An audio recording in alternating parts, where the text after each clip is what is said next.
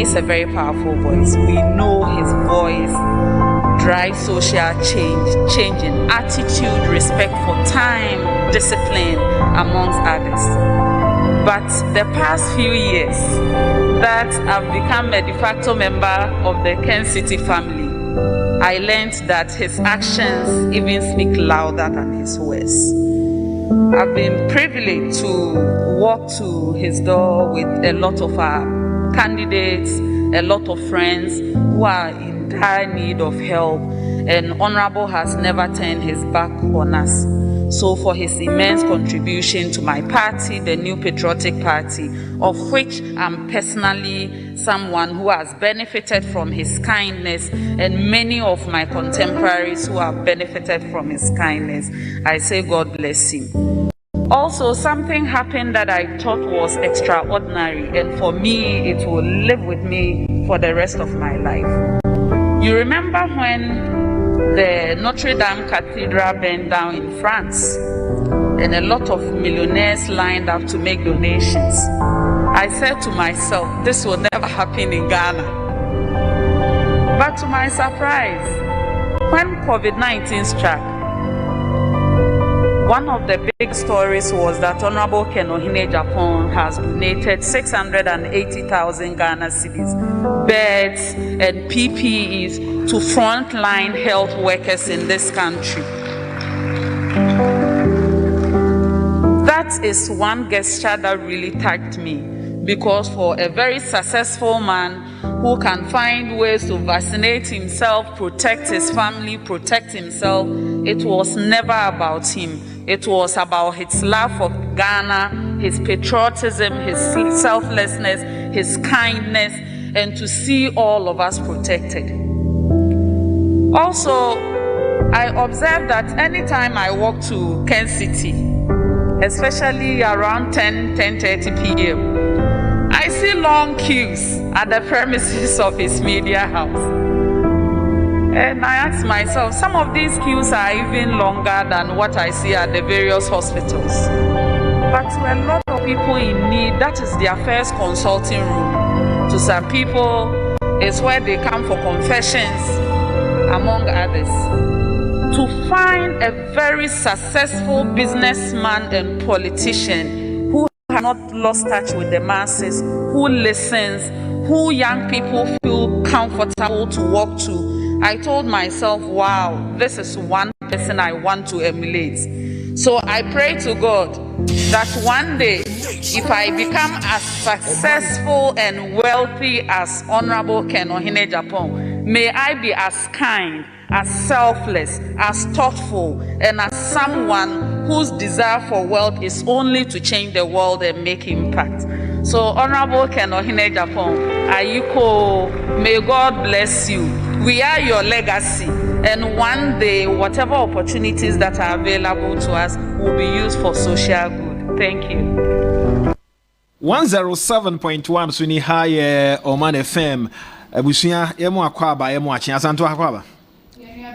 Now what to say? Me ho ye menti onka yi boko de.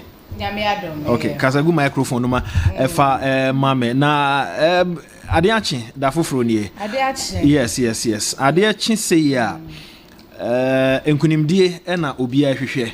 Adwuma a oye na betumi akoso. Na niema mienu e na esi obi ani so. Ida se obe faili ana se obe succeed. Ni mienu na o sha ase a o baabi a enye successful, obe sha ase afri fail wa ho. Na watumi e de akoba bi e successful, but ejina wo so eniema ehyentem a ebeboa wa ma watumi aye successful eye ekwan a obefa so a onfa wonsan hye odam refem obeye adwumaden. You have to work hard or perseverance. So ebetumi abase wa ye wadwen se oye adwumaden, but oye koduru ba bia na wajai ensese ujai until se obeduru ho no ensese o persevere na ode adwumaden eka ho na afei oye wadwen se ekwan bia so de esi wani so no e wo se wonsa etumi eka enti nadamu ni nyina no menim wa wutie ne wo de esi wani so ne esese oye wadwene ne se ne esi wani so bia no enkoduru anwumre no ɛwɔ sɛ wo nsa ɛtumi ka but ɛwɔ sɛ ne yɛsi w'ani so no nso ɛtumi ɛyɛ papa ne yɛkɔ oti region sɛ wonim sɛ hɔ ɛna yɛwura ken wɔ ɛnɛ ɛyɛ the third day yɛkɔ hɔ ne yɛakɔdi nkɔmmɔ yɛ di saa nkɔmmɔ awie a yɛbɛsan akɔ ahoma no so bio na yɛahwɛ nneɛma ahodoɔ a ɛfa yɛn nwoma sua ho sɛ bi a wonte yɛ a aban ato anyinam nkanea mu ɛna afei nsuo nso yɛatom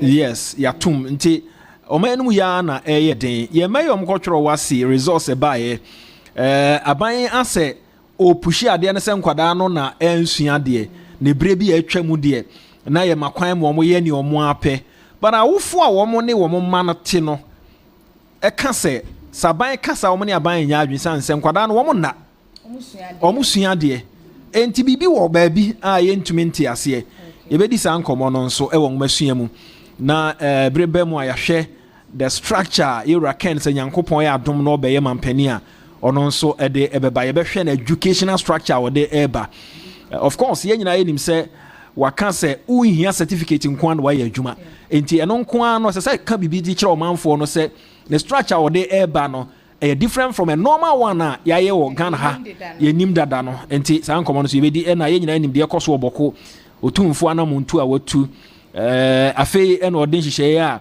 ɔde bɛboa ma asomdua aba no nyinaa no akɔto mampani anim ɛno nso yɛbɛdi ho nkɔmmɔ na saa nkɔmmɔ no yɛno ne owura Alex Jamfi ɛna yɛbɛdi nti ɔmanfoɔ no ntwɛn yɛnkɔ ahoma no so kekele na yɛne ɛnɛsadade ɛnwie me nua yɛmo akyɛn no pɛi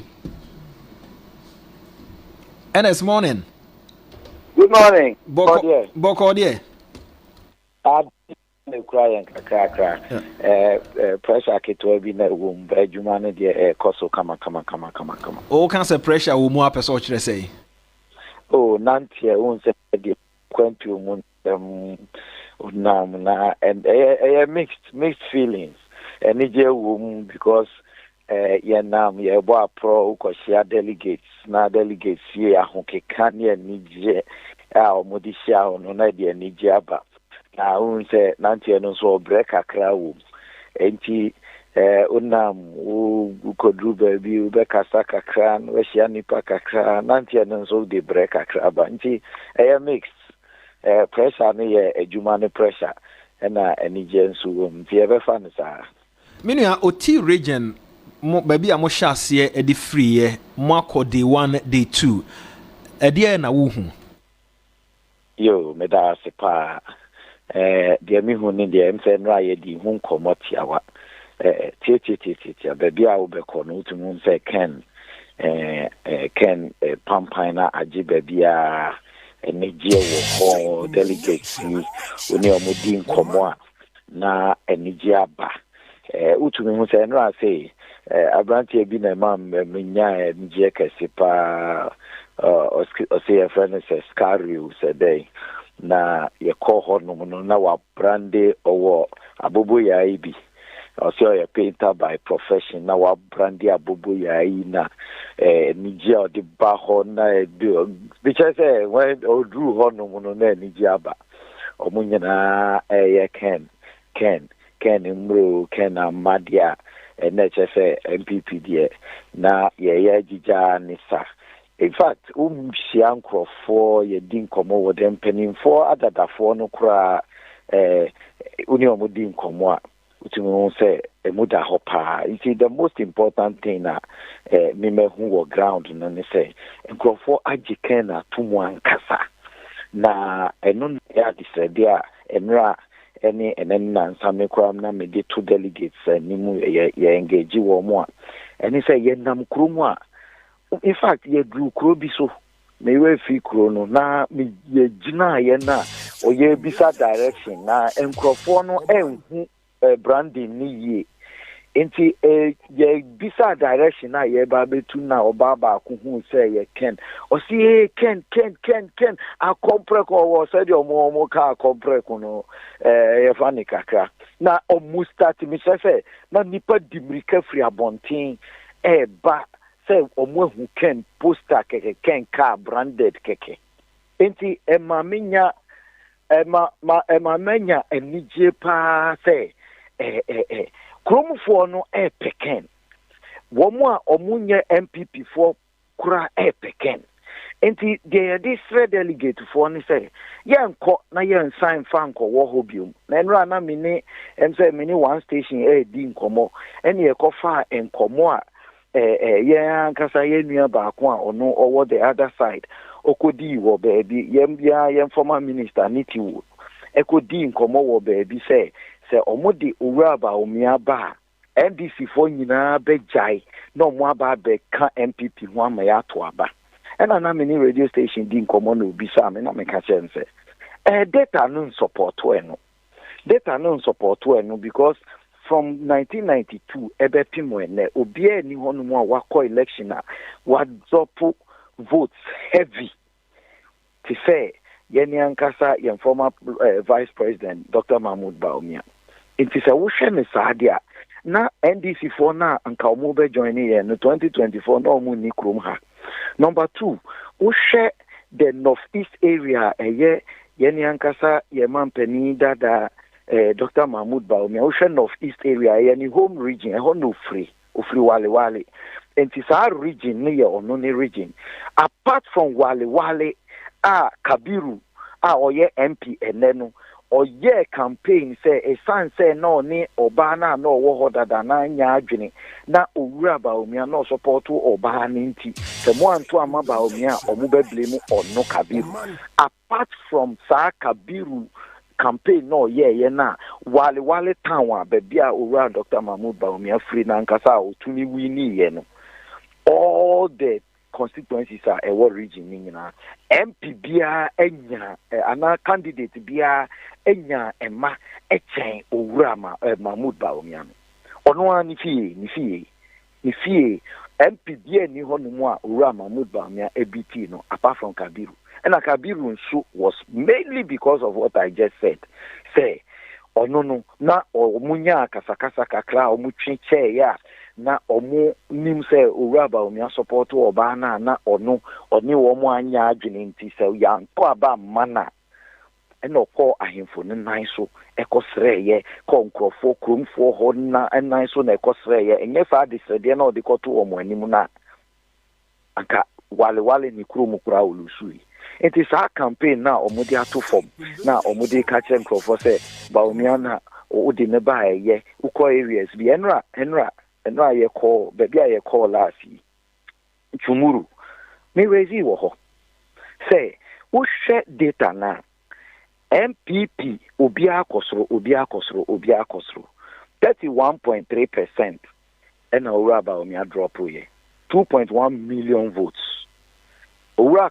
Kufo beje ye no or the 2.3 million votes and they can from 1.2 now owura Dubo ahenya ye no owura Kufo be free so na ye 4.5 1.2 uti free 4.5 more ubenya more than 3 million that's 3 point something 3.3 million no owura Kufo de kan President Akufo-Addo nsubaye ono so the 2.2 million and they can MPP abaho Ubefa obi the 3 point something, obi the 2 point something. Ubefa ya what drop 2.1 million. Da beni ebe close to 2.1 million. And sana yenya biaka ho. Inti yansi sa candidate said ye owe dubu ahin penso na. Owe dubu ahin ye who say abano wanye bad sa the name wording. And yes, it's Sanko President Kufo na ye starting increase here. In one election, President Kufo increased the votes by 1.6 million. Intiminianum, delegates are here, MPP ni bia utie. Data na wo form no ne de omo kan kire mo no boy bra.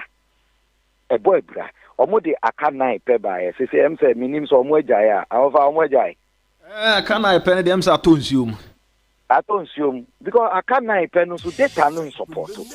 There are 6.7 million votes in 2020. In 2024, no, there are 4.6 million. There were nipa 2.1 million na. Omo anko to aba ma NDC. Omo tena fie. Omo ye MPP for. Omo tena fie 2.1 million because NDC for vote no increase from 6.2 million equal 6.3 million. Inti nipa 100,000 pene to abaka NDC for there. But yen there no 6.7 million no drop by 4.6 million.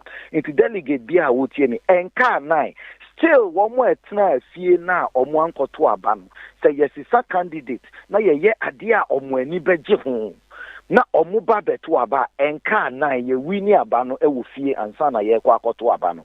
The main reason why I say who is a candidate na akoto ma Kennedy Japan no besides Chrome 4 na Kennedy aye wo mo adoye Kennedy aboa wo mu Kennedy at AC cardio center insania man de mo ati abre de monte ye ni say 1992 amfa mamin ko hands na ma ba 1992 ye beko abato no omo akosisa nyama ba me videos lebre on social media omo ka say owura Kennedy the MPP na ba power na man contract inti na wenyeska amfa no so data no support Unim the entra 1992 na yema aban mu da na afi na ya form MPP abuzi aban na numpo na wo power 30 years before ye form MPP no.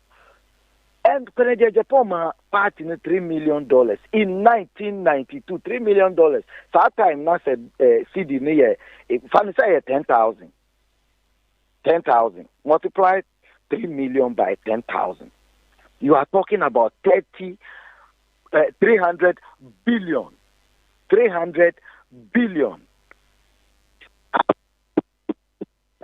Fabra and $3 million, and yet $30 million Ghana. Saudi NDC for 10 CDC, Quran and multiplier, and yet $30 million Ghana for quantity scanning, and yet.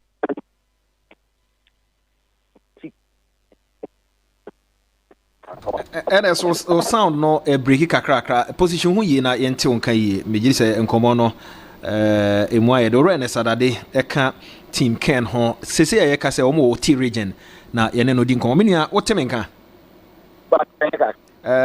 twetwa sisi kakra afi okay yanku anim yo me da say nti dia me kan say obi a obeba be ka che say MPP na man can be 300 billion now or the man MPP 1992 2014 contrast here omo akofa ba say ye dia ma Kennedy 2014 na ye ko congress or tamalia Kennedy Japan finance congress ni na 2014 na contrast here omo kan na Kennedy Japan nya.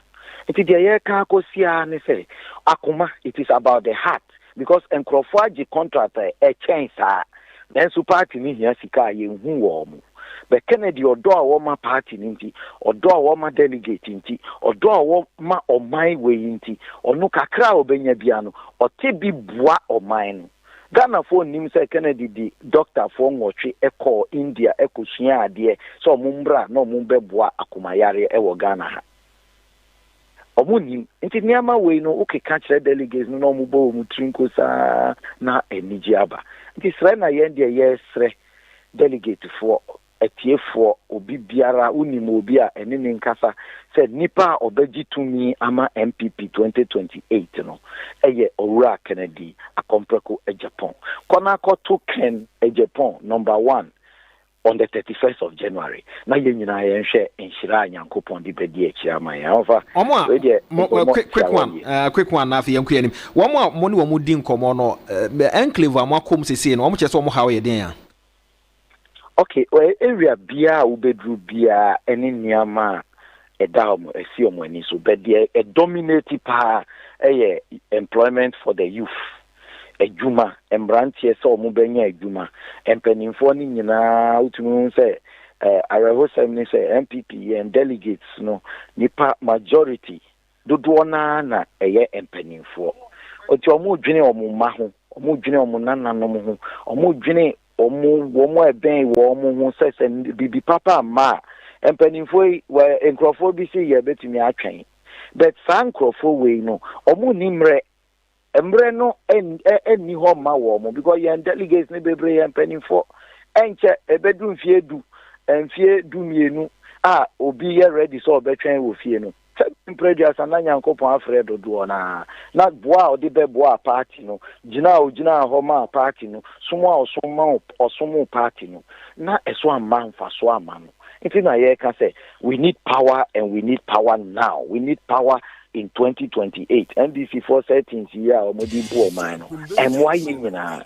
but answer na ye betumi ebu kama fa wo mo so no as I say ye nuanu mo e ka fie ti say de meka na earlier no ye kofa wo mo no mo beto aba the ha wo mo no so no definitely is not the candidate na sikafo no omo betumi atwan fie du because omo asisa sika egu fie no it is not their candidate ye ni ye wo form no ye hwehwe it papa wo ye pani unimre ye ni wo ye pani ana wo ye delegate wo so pay adwuma na unimre untumi ntena ho 20 years untumi ntena ho 50 years de wo hia say adwuma na wo pay dia the person to go for is Canada Japan it is adwuma na kati across the akane ye say party ne begina ni nan so na nipa na oka ho na party no ejija sa nipa no so no ontumi embefa nipa na enkofre nipa na mabiom ye hia sa 2.1 million no nipa odi wo mo eba no ye friend Canada Japan or number 1 awon me nkomo nyina ani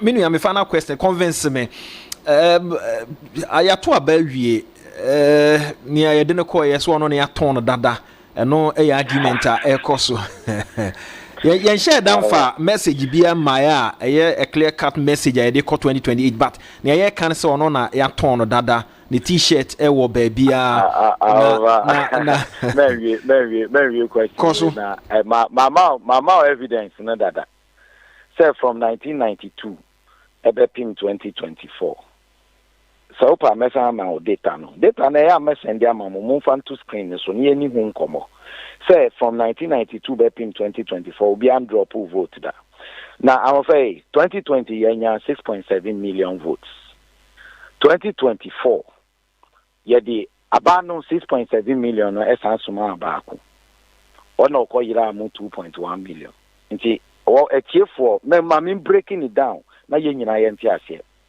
yema owura akufo 1.2 million oko krumu a obaye no odi mfaso 3.2 nti ofrifie 3.3 nti ofrifie 4.5 obe frifie 4.5 no di obe frifie no di 4.5 no ma owura akufo ado ena owura akufo ado nso je 4.5 no obe kofie no ma ye 6.7 4.5 to 6.7 ye 2.2 million nti wanya mfaso kufo nya mfaso 3.2 million, say 3.3 million. President Akufo-Addo nyamfaso 2.2 million.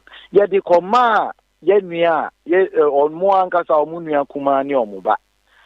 Aye friend Dr. Mahmoud Ba omi ana mo se ya ton no dada no. Ye de 6.7 million man so onfa nko dwom no nko di dwamra. Okoya a wanfa mfaso amba. 6.7 million no so wakoyira mu 2.1 million. Na mofa o sa asuma obi they say yes kopesika ye ko dwom biom osi onu na ye na no ye ko nkran no ye onu na ye suma no ye ko kuma se no onu na ye suma no nti onu no ni mu kwan na nipa na ye suma no na no wakoyira 2.1 million say awa beka kire wo amofa se onu no ni mu kwan a ye ko kuma se nti onu no okoto niama no kuma se ayeye amofa wo 6.7 million for fraud be man ye maame no mu amudi dwa ye papa no mu amutie ye nuanum se wo de 6.7 million asma Dr. Mahmoud Baumia wakoyira mu 2.1 million iti NDC for enya 6.7 million so mo no mo ti Jubilee House se si aye san akwa abato foforo biom ye san akwa pre nipa ni biom di okoyira ye 2.1 million votes so no osi onu no ni mu kwan 2024 onu na yesuma no onu na yeton no onu na yaye ni billboard onu na yaye ni t-shirt enti san fa 6.7 million ni ma ni biom no onu na oni mu kwan asem sebe mo de bema no ana asem mo de bema Canada Japan me de ma adwen kire ni me nkwala adwen kakra me ka kire mo ni se Canada Japan na ye di 6.7 million no sumana in fact se ya di 4.6 na esuma no be ye 2.1 million atifia ono wa kire okwan ya obefa so obekwa kofa 2.1 million no aba be ka ho na ya sanya ye 6.7 million men na da ho se de ye suma no da na no na okoyira asa no no nim kwan de omo ka no enye no kreda eno so data no support nti mesremu awofa the t-shirt I want to to train Canada Japan be printing more. That t-shirts no Canada Japan printing more at the chair party no. But printing chain will be at the chair party no. Billboard no you bear more. You bear the exchange. Now the any can wo ho say baby I will be do bia e kwala kete obachi se car no e park pe Kennedy eni je nkwa Kennedy more popular e chen candidate na mo kan ho asem Jehova the year suma no 2028 ni ye friend Kennedy Japan order number 1 no ane here medase ena esma no ase akiri be kasa yo me nua medase nyankopon enka ho da send Saturday. Today I'm really excited to be in this forum to celebrate Honorable Ken Ohene Japan for his selflessness, his kindness, his sense of humor, and his honesty. For the many years that I've known Honorable Ken Japan, my first impression was that he's a very powerful voice, or he is a very powerful voice. We know his voice drives social change in attitude, respect for time, discipline, amongst others. But the past few years that I've become a de facto member of the Ken City family, I learned that his actions even speak louder than his words. I've been privileged to walk to his door with a lot of our candidates, a lot of friends who are in dire need of help, and Honorable has never turned his back on us. So for his immense contribution to my party, the New Patriotic Party, of which I'm personally someone who has benefited from his kindness, and many of my contemporaries who have benefited from his kindness, I say God bless him. Also, something happened that I thought was extraordinary, and for me, it will live with me for the rest of my life. You remember when the Notre Dame Cathedral burned down in France, and a lot of millionaires lined up to make donations? I said to myself, this will never happen in Ghana. But to my surprise, when COVID-19 struck, one of the biggest stories was that Honorable Ken Ohene Japan has donated 680,000 Ghana cedis, beds, and PPEs to frontline health workers in this country. That is one gesture that really touched me, because for a very successful man who can find ways to vaccinate himself, protect his family, protect himself, it was never about him. It was about his love for Ghana, his patriotism, his selflessness, his kindness, and to see all of us protected. Also, I observed that anytime I walk to Ken City, especially around 10:30 p.m., I see long queues at the premises of his media house. And I ask myself, some of these queues are even longer than what I see at the various hospitals. But to a lot of people in need, that is their first consulting room. To some people, it's where they come for confessions, among others. To find a very successful businessman and politician who has not lost touch with the masses, who listens, who young people feel comfortable to walk to, I told myself, wow, this is one person I want to emulate. So I pray to God that one day, if I become as successful and wealthy as Honorable Ken Ohene Japan, may I be as kind, as selfless, as thoughtful, and as someone whose desire for wealth is only to change the world and make impact. So Honorable Ken Ohene Japan, Ayiko, may God bless you. We are your legacy, and one day, whatever opportunities that are available to us will be used for social good. Thank you.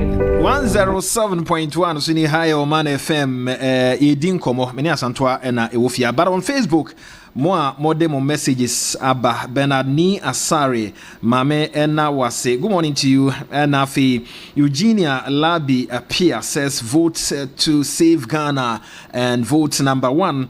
Wofake my one so now was a new plan station for joining us. Sanso so and onoma eka ho te se Lumumba ewo opon ewo Bronze New York yada se anope what to say Kwame Fusu Kwame onso ma ye na was actually ye be kind mo messages na afi friends of Ken City Media Edem Boateng ene mo amwaka ya mo adwan ne Francisca onso ma yema wache anope na bibia enye kama barasanto ma yentisi form na yenhwe enema hodo a ekoso e wo Ghana na afi MPP presidential primary se omo eba beye o constituency ye fa hia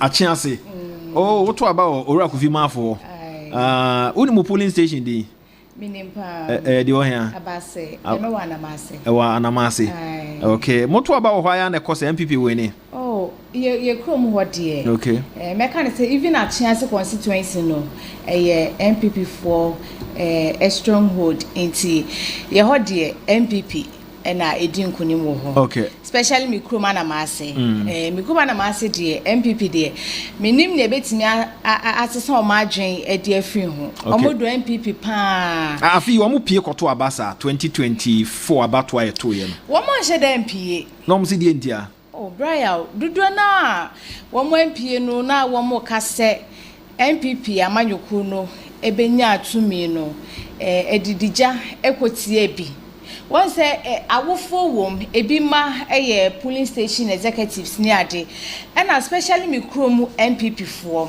so omo se omo tai MPP achi a enso to ewiabo ehumutu omo ginemu ma MPP amanyoko no entina awofo no dodo na nim se ne ye maye tu omo ho asi ho a omo support MPP especially bra prince or watchman na mase ye fe no chairman bra we eni anamase for ko jogging na omo ko na omo ba house to house campaign no mo ko no mo ba Brian enka MPP amanyoko no ebedi nkunum ka yempe baabi kakra mpo emfa ne hye so onye educated or educated na su bibi nti ena enoda so wo fit nka yemwa no mpompo hye ne hye baabi enye MPP amanyoko no nye me constituency enti Brian sa yaw ni nyina wo enipa dodo mu wo ewo mikroma wo mo gina so ka se wo mo nto aba enti mikrom kwa de MPP for na atokra anamase o man tokra obekọ no because that moment ni na no na me reporting enti na me call rounds eni nkura hodo bi akeka ye hu bi eni kokoben enyine mo srase Achiase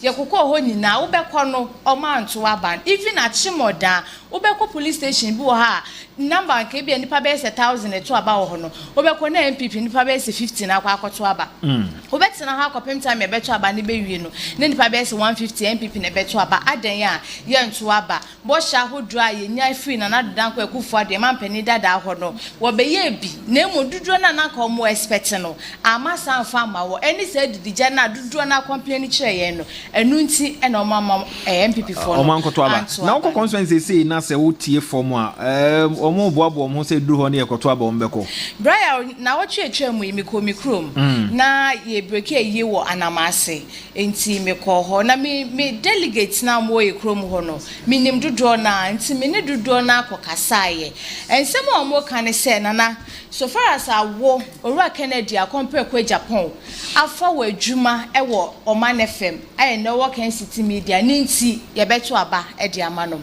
ne omo kan bi mu so ene se wo mo hwe messages a Owura Kennedy a compare kwa Japan e de etu dwana na wo mu hu ni se Owura Kennedy ewo ade sunkun wonimu a wo mu hu ni se nipa aka no se binye se omo qualify na mum omo de nu endu Owura Kennedy de enu to omo hu ni se so omo to aba no e de mo Owura Kennedy a compare kwa Japan wa se ne ye nyina ye pese oman ni ye yie no na ye pese ye ma a ye wu wo mo a wo makuko school se wie na omo titi fie nya adwuma ye no nti no wo mo beto aba no e de ama Owura Kennedy ne mo ade ba kwa no omo kan se wo mo nti so Owura Kennedy aba ye mpeso ane so na me se no de obeba anti no ne omo ha kese pa na omo ka ho asembe mi yo ma no so Owura Kennedy obeba ho nto munya abotre no mo twen no ma menti we mfiri ho ye besan abasa nkomo no so 107.1 so ni high Omanfm midin e de abofa boachi anope mene asantoa na ewofie ha ye de nkomo no e de ebremo edwumakuo bia na roma na omo boa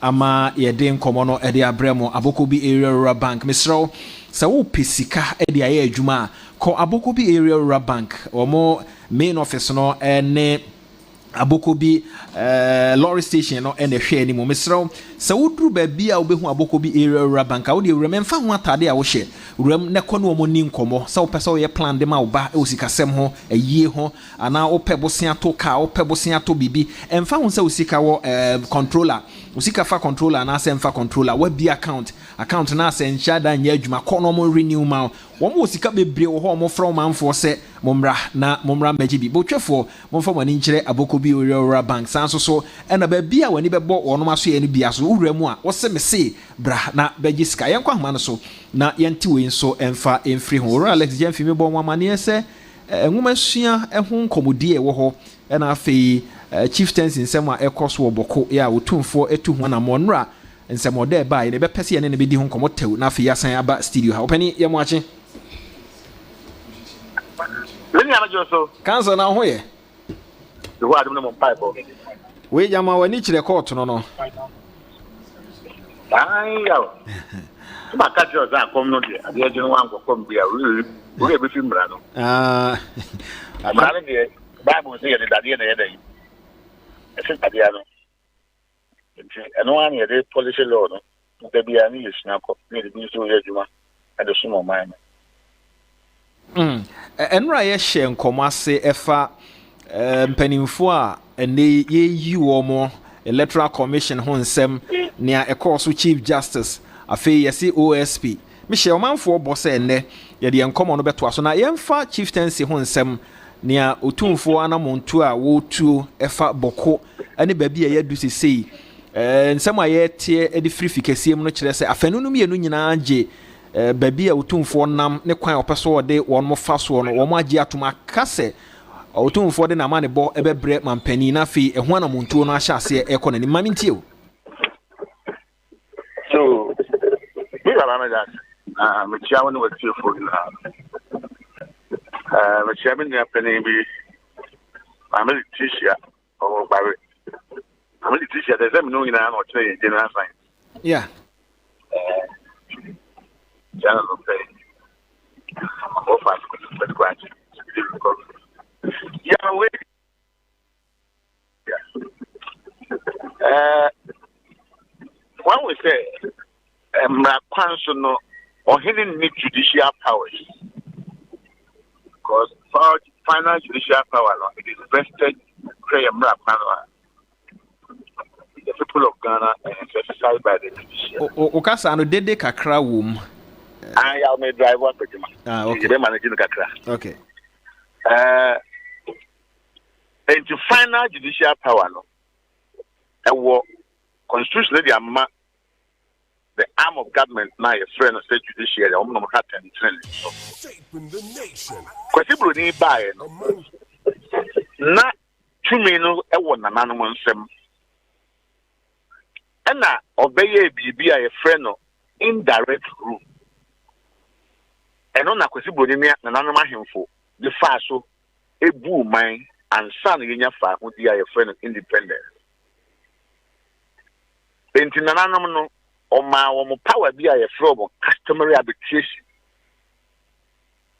Customary arbitration ne say enema bi wo a nananom betimi adi ho asem se dia mamre kire. Na nema horo bi nso wo a eno de se ekọ judiciary aban court. Enti kwesi broni breso ana ansa na kwesi broni breso be ba no. Na ye woni e friend native court. Native court no ukro mu di kro will be division will be and another question but different head chief no I didn't ne be paramount otum for call exile sign by no now control sa sibinu a question but ne na agent say enka wa Jeffrey nsem na nso obi a obeka mamre no be ka kire o say Bread bar say, as I say, 2 4 sign back Ghana and I go coast no. Let us say, because if Brunei ni pebinum, I can't hear 2 4 asuma for a year, your friend negotiation, they restore a Santiman Council. Now, I'm saying a debate be brave, minimum or social media, so sometimes debate will be cried engineered by Nipa. One more year named the 4 Sebe, and then before me, I said, say. womunim na nka ese wo ka no kure wo nanso wo nka ama kasa pi kasa phone pi yakoso social media so with restoration of Asante Council and subsequently yebenya independence no ya de tumi bi no mo hye nananom nsa ya kodu National House of Chiefs bi wo hwa ye o hinwa so ne njeni uti nse de wabu ne man no the man of such recognition and no meka ho na apija ya na pim so emma enima bi ma wodima oman no ya na efe ne broso now dagbon nsemo e baaye no na nyem ofrase mo it was a threat to national security dagbon and so entiase ebre abotre nyansa and dagbon ajo oba customer arbitration ni efre wo a ye kusa do a ye mambo senia mo nyina mo jitu mo se ni pasmes de pese okan asem mai ani ode betu bia ode tu ho bia where a presidential directive and yet no sorry say make a massive amount. But the brand penny for now share said I didn't change now for the press. So one thing he did very well and I commend him. And they say Oman two for committee say Oman traditional issues now Kosovo. Eyakunya yao. Ghana had here Ubo PhD or professor. Unya kunyaka ho a obedi sisi kunya je wo Ghana yen munyam. And a constitutionally guaranteed.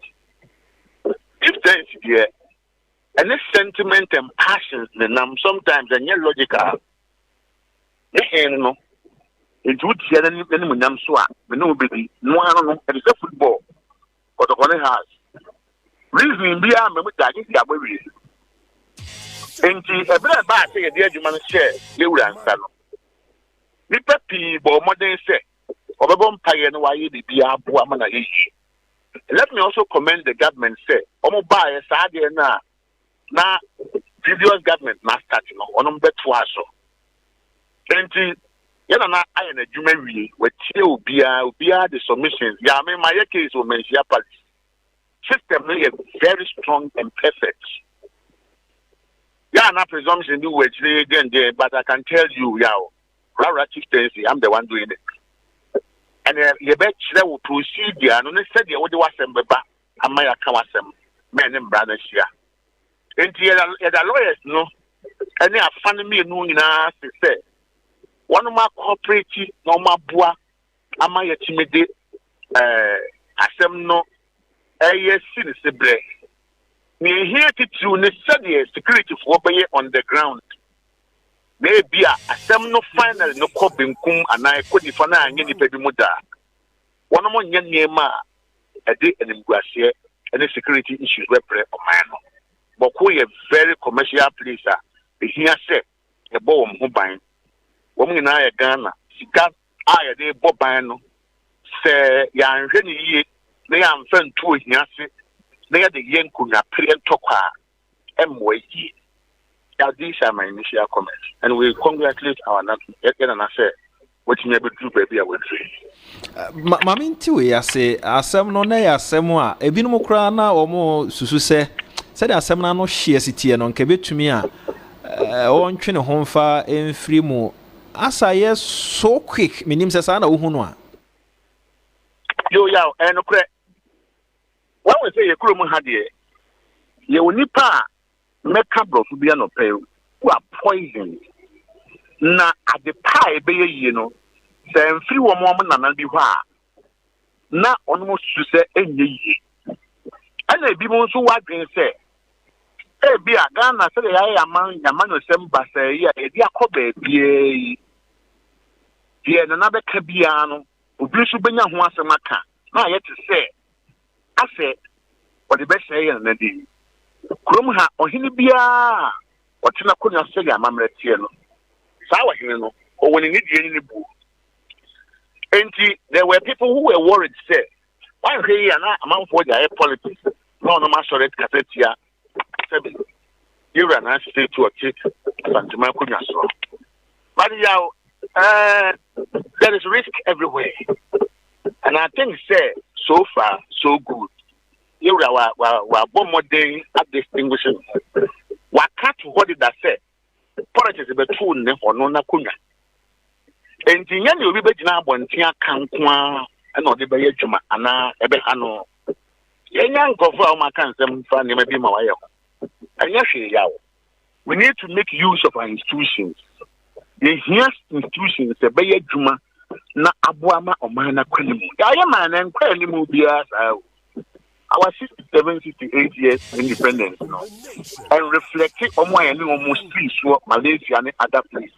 The government develop institutions, stronger authority to enforce law and order. Yeah, you need to and the man who go beyond Accra and now go beyond certain places, cantonment, look at the kind of site you see. You say, am I a nanoma juma? Am I a Eddie, Asumjabane and Pontu. I'm a nipa kodini palm and Sakonano. Not another masum diaba. We have to use it and we have to exploit. See, media may imagine no.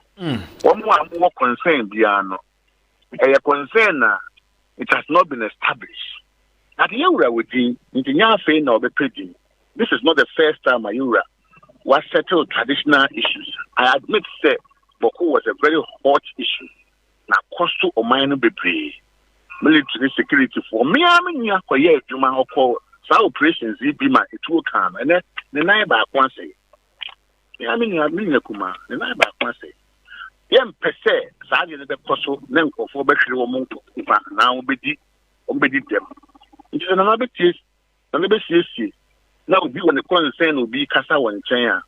Well, he's entitled to his opinion, but the point is that yes, institutions, no, I said, chieftaincy is very strong and powerful in Ghana, and we must admit that.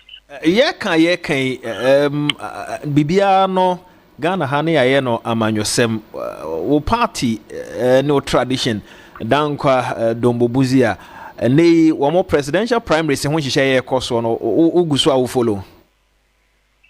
Here we are, Medashi. So I say, medical catch us say, maybe men support to be all the people contesting.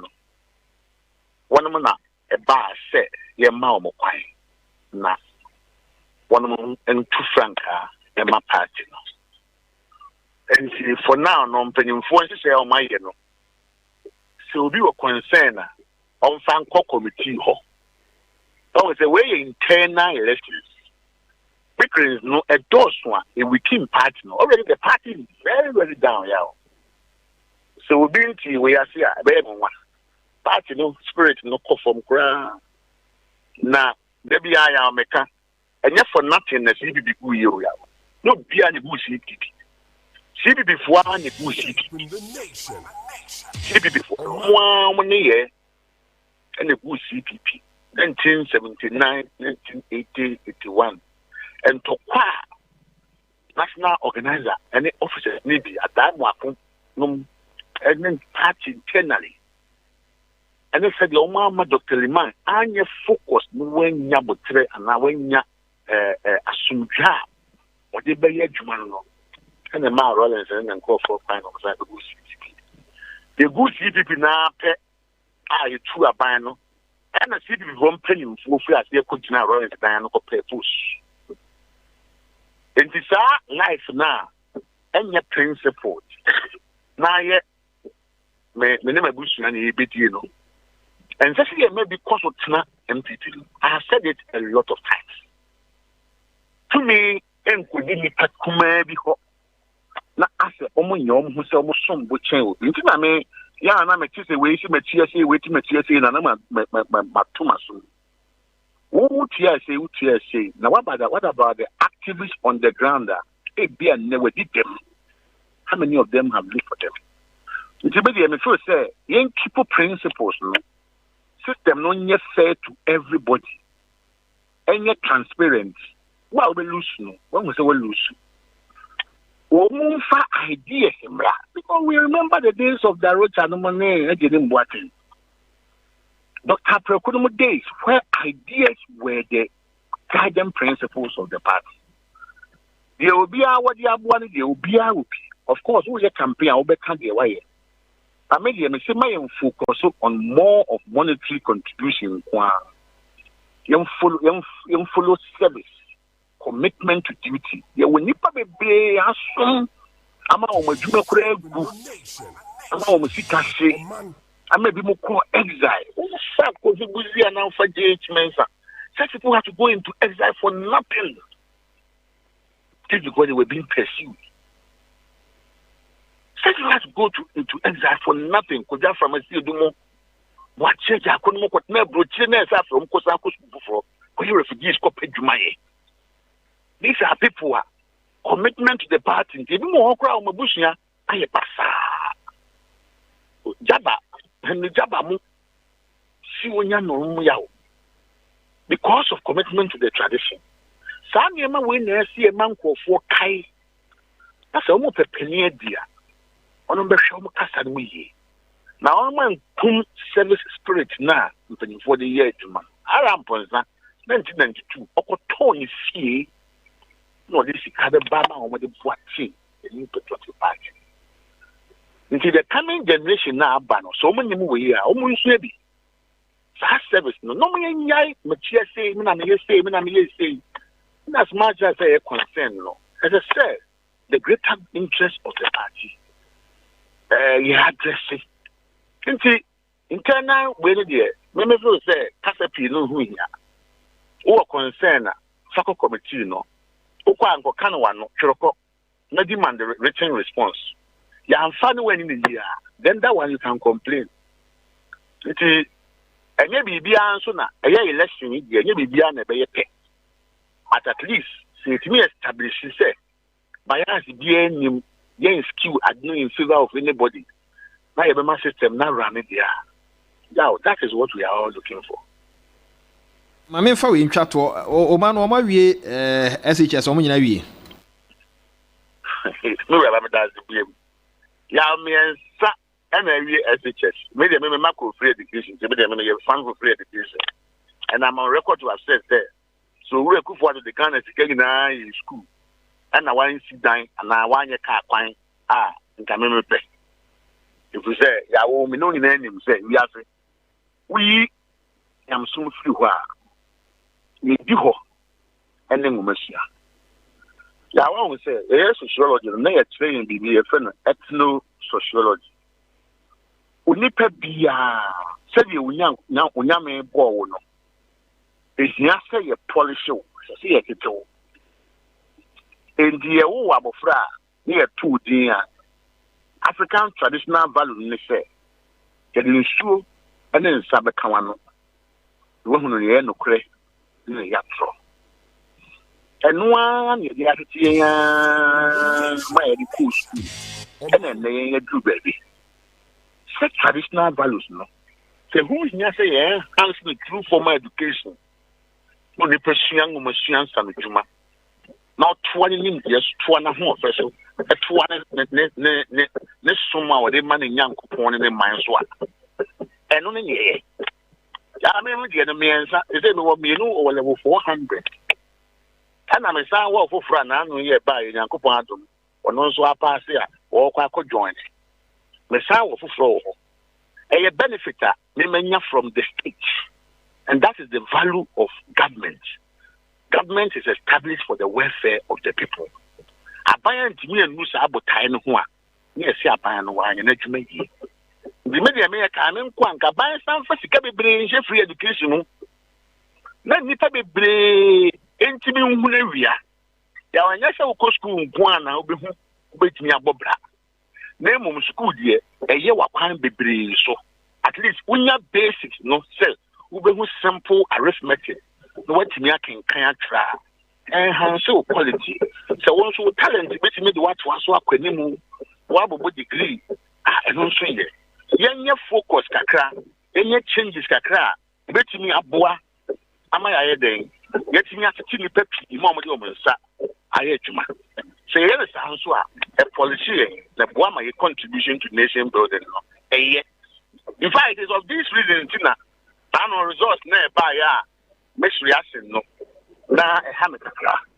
instead of say you better share problem no money you know after Ghana typical Ghanaian life ye be blame aban okọ ye say aban oba ye say enye no na the ordinary Ghanaian here the ordinary Ghanaian here say the ordinary Ghanaian here say you bet me aboa amani pepi saka education on mo be pass e woni kwan so na se o maboa mampuntu ayede aba o man ya Minia mame no ase yema kwan na koye adwuma brepam ye bekasa Nyankopon enka honidin ede Alex Jemfi is a legal practitioner and yene no coding common 107.1 so ni high Omanfm ya yedi hon komo yen komo kakra e wo krom kai na hye so lawyer Alex Jemfi has spoken well. I think the party must be made strong before choosing a flag bearer. A strong flag bearer cannot make a strong party. It is a strong party that can bring a strong flag bearer. And it's not too late to bring the party together before 31st January election. Good morning. Good morning, Ura Sylvester Sari. Yada se anope se onso adwene na ode ne onso ode aba aseda ye twedi am. Happy birthday nkoma a hometown girl Sechiwa. Happy birthday to you, Mile 91 group. Myself, we love you. Enjoy God's goodness. Wait for Mamiesi Williams so na ode ebaye. Mamiesi aseda etrediam pon their splendid productive work. We all have a lot to learn from you. May the good Lord continue to bless you abundantly. Offer ohine bubonsra aseda etrediam pon dia onso ye da senana prempe wo UK onso ye da se wa dwene yen na mayemfa we ewo North Ridge Dumas chairman Dumas North Ridge, and he says let's be serious in this country. If Nitiu says when delegates vote for Dr. Baumia, NDC will join MPP and vote for him, is a lie, mere propaganda. We are matured, so he should stop that propaganda. When the Jubilee House MPs, MMDCs, and the entire party executive supported him in the previous election, he lost. Even in his own constituency, Ghanaians need a visionary, pragmatic, bold, and experienced leader to create more jobs for the youth. Where are your policies? You ask. You don't have any. Stop the attacks and tell us what you can do. Chairman Dumas, Northridge, and Odiwe, and Chairman Dumas, and I say no pay. Also for a do or say brilliant submission from Aqua and the Chenobuana lawyer Alex Kweku Jemfi. Minia, Papa Sofo, Unia Dasi. Asida a trade and pondia. Delegates, let's focus on Honorable Ken's agenda. He has good things for Ghanaians. He can and his team are ready to save Ghana and make it a better place. Do not be discouraged because of fake polls by people like Paul Musa Dankwa and Smart Sapon, but rather work hard to support Ken to win massively to save Ghana. Usu ewo, usu achem ebuakwa ena uwo. Usu also yeda se Auntie Ekusaka ewo Usu Kuku Hills. Thanks for joining us. Nyankopon enka ho. Sanso so na Evans Ampedu Odoko onso yeda se komensa ewo pillar 2 ma onso yemfa seda emfa my MPP family campaign for your candidate, but don't insult or attack your opponent. After all, we have to come together. Kukrudo, let's unite for victory 2028. Okay, komensa pillar 2 onso yena wase ewo o message awde aba okuseku ewo damfa. The momentum for Team Ken's campaign looks reasonably well grounded, and it's even more encouraging to hear and Sadade as part of Honorable Ken's Unity Tour. I also want to add that the lady's voice on Ken's charitable gesture you have been playing of late is good campaign exhibit from Team Ken and must be sustained.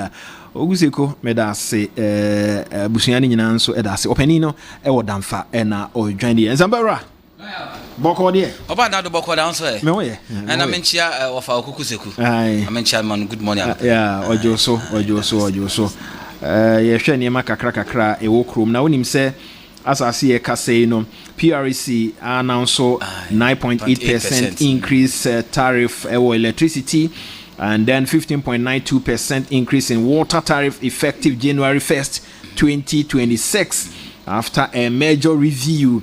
Wansem ewo ho enti ensia ubuo no they say de na otua na wadwen se eba fom a yatum ema ekosoro kane a woso no se na wadwen se eba fom a yatum ema ekosoro hyase ewo January na ukọ eye port nso a no ukọ airport a na port charges ya na ewo ho a na eye 5 cedis. So say behwe na ma check aban e de call 100 cedis. Aban asem ne say wo hwe say the figures na etia awo hwa since 2010 enti omo eba betum na omanfo obeka ya president Kufo free ho a NDC eba ye no roto sabre no na I think one cedi say no 1 peso say 2 pesos omanfo nkai me omo ma so na omo de call 1 cedi enti omo san akwa babio and one mobile bachelor, a few dear mobile. Brian, when a Christmas package, not Yamae. To Forbo, John Mahaman Christmas package, not Yamae. But by a young canoe crunch, ye knew some more dear bets, a mamma who dry ya witness, Yankopa Dumnia dear near Huso, political party for in opposition, and a political party, our political power, or compare in some one kind of opposition.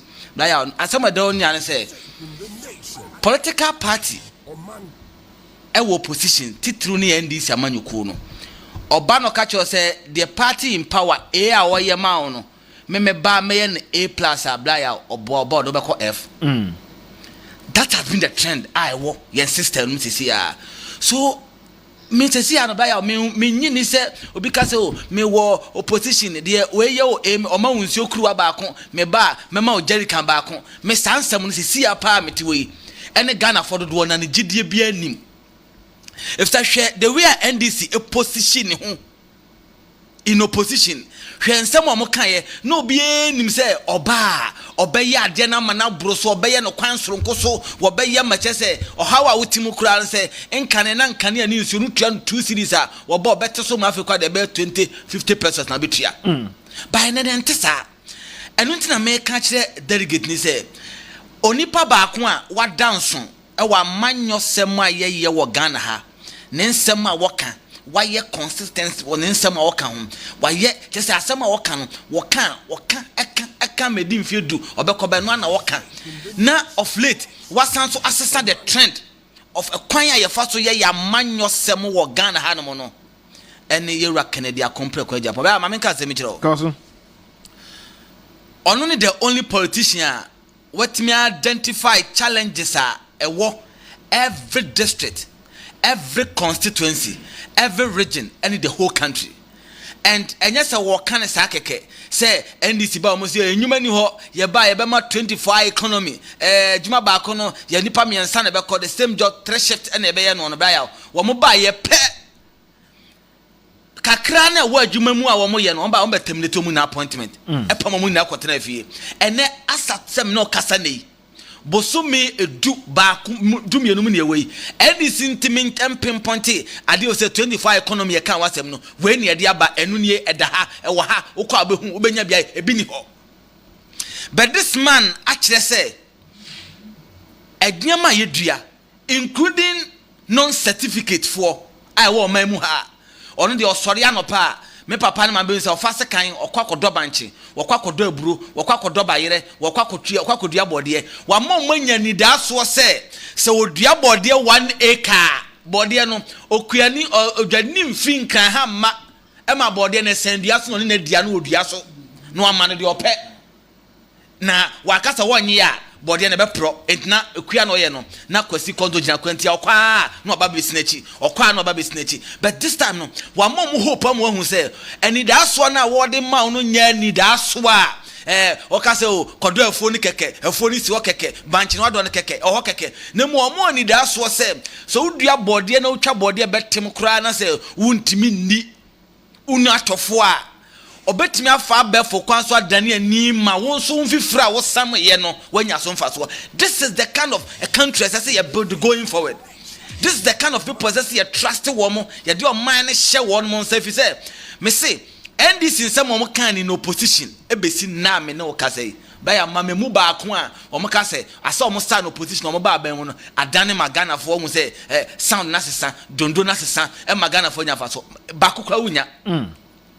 It does say, yeah, time, ye go Juma, ye you wedi, Yama Comado, Yama Hochaba, so and no money walk.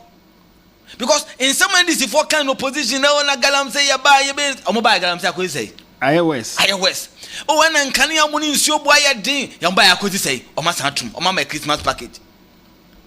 And you buy in a win cement, none board dinner, cement, and Mama Brasso, who toss cement, and the cement boy say. So you see, yen to me, Sabakuna, Dada, and who sent to me, yen to me. As I said, dream of mining in Ano, you. I think last week I'm not started discussion say e dia na ye pe o memwa o man Ghana nkasa na ka Ghana se Ghana me nsempram Ghana me ye Ghana e dia na me hwehwe e dia na me pe o mini padua mu ene e dia na me pe o mini padua na honam na nkasa e dia na me pe eno na sese ye di akire ne ye pe questions to that answers no questions to those answers na answers to those questions na ye bisa e dia na ye pe ye pese ye sesa ban na oba be miamia niam mu na wa ya fixing nkofo ba akomienu e de o matoto ba bi kakra be ye na foforo asan ba no asan be na sa ne pe na no e big no na mo de ye pe ne se o man no benya ni da so o man no benya ba bi di nasi going forward no o man no betimi aka se sa kola oda bodum oda ye furu ma ye nwo no kwa no wa ni da so se ye won ba system we mu e be dua Ghana asase we so a obenya baby ni nasi obenya baby ni theater na kuma beto ne yem sampa o man na ye nhehye de ato ama me yesi yesusu bribe pa bi mfanto ama Ghana na da chinchima board ade ne yesusu de yesusu an say yensesa aban owo position political party position entwa ntro onke kansam ne fatumi ma no oba no oba be sinachi oba no so be sinachi oba no so be sinachi ye moving from that angle no sa level no esesa na fi ade ni si de o man ni nyina ye hwehwe no so de ye hwehwe ni say me ba me nwo no me ba keto a wo primary school obewie senior high school ebewie university no ana wantimi anko university kwa na obinisa be si no baka so obenya adwuma ye said the developed countries esi o hono no ye ba ya wo man Ghana nyina ye nya fa hodie emfie enwotwe echi ansa na Singapore etin ho afi Malaysia ho ba ya enipa ba ko pe one person and ode niama miensa education trade and discipline what this changes Singapore men yetimi Ghana ban timi sisa ni nkukun kaka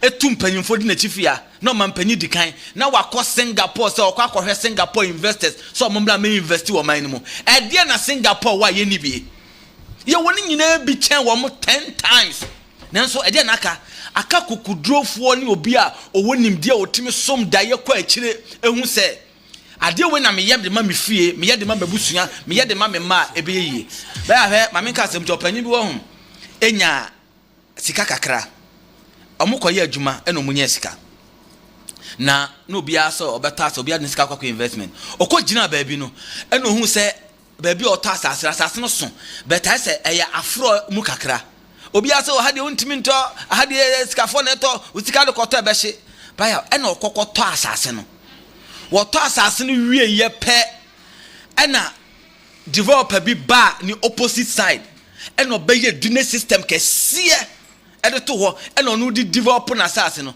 unim sa fe na insuo na ta asase na nta ho bio to panyinya kwan ede ho no mo eye cabagefo kesie a afi ni nafofo ni ani bo mo so no na sase na asase ne boya din e wo system no mo kro no mo ho no mo so you see esese wunya obi a kandini a ohu ade wa akire otimu se ade wa me hu akire no ebedu 5 years 10 years me ka se metwe ba o man ne abusua benya so mfaso that is the kind of leader we should be looking for this time mame nto ade kakra na afi yento aso Spanish garlic mixture the Spanish ginkgo capsules abusua pebi garlic na yede aye na wonim garlic ahoden ekura ebase ko nipadua no mu a mesra oni hwa no wo fom pa ni hwa na ya na etete nkrofo we no omo atwe ni hwa no ama ba fom de nuaba ene haban afra ama sebi ko ye mo adwuma e wo se ye ne kama ye friend Spanish garlic mixture and Spanish ginkgo capsules manipadua na hoden da biara da amwakọ aba oye oba otimi nombi oye bema nso a otimi nombi kai na hye nso kom ya ye ton ro na pebito 0266 114111 0266 114111 na en Spanish for any nkomo the luckiest lucky everywhere kai na hye nso dial star 712 hash star 712 hash star 712 hash na follow instructions no option 2 no ye de ache udofo bi sika bekwa kogu ni phone no so option 1 no eye wo de no aka ya hye nso eye tie the luckiest lucky everywhere dial obe dial no star 712 hash na wa follow instructions no the Black Friday e wom se twem but Franco Trading Enterprise say ono de order so wom menkai wo se eniema wo to no ye ma up to 40% discount kai na hye nso ono main office no adabraka oni Roxy Cinema na ehwe anim wono mo wo eniema bia ye appliances ya wo pe bia to ye ma up to 40% discount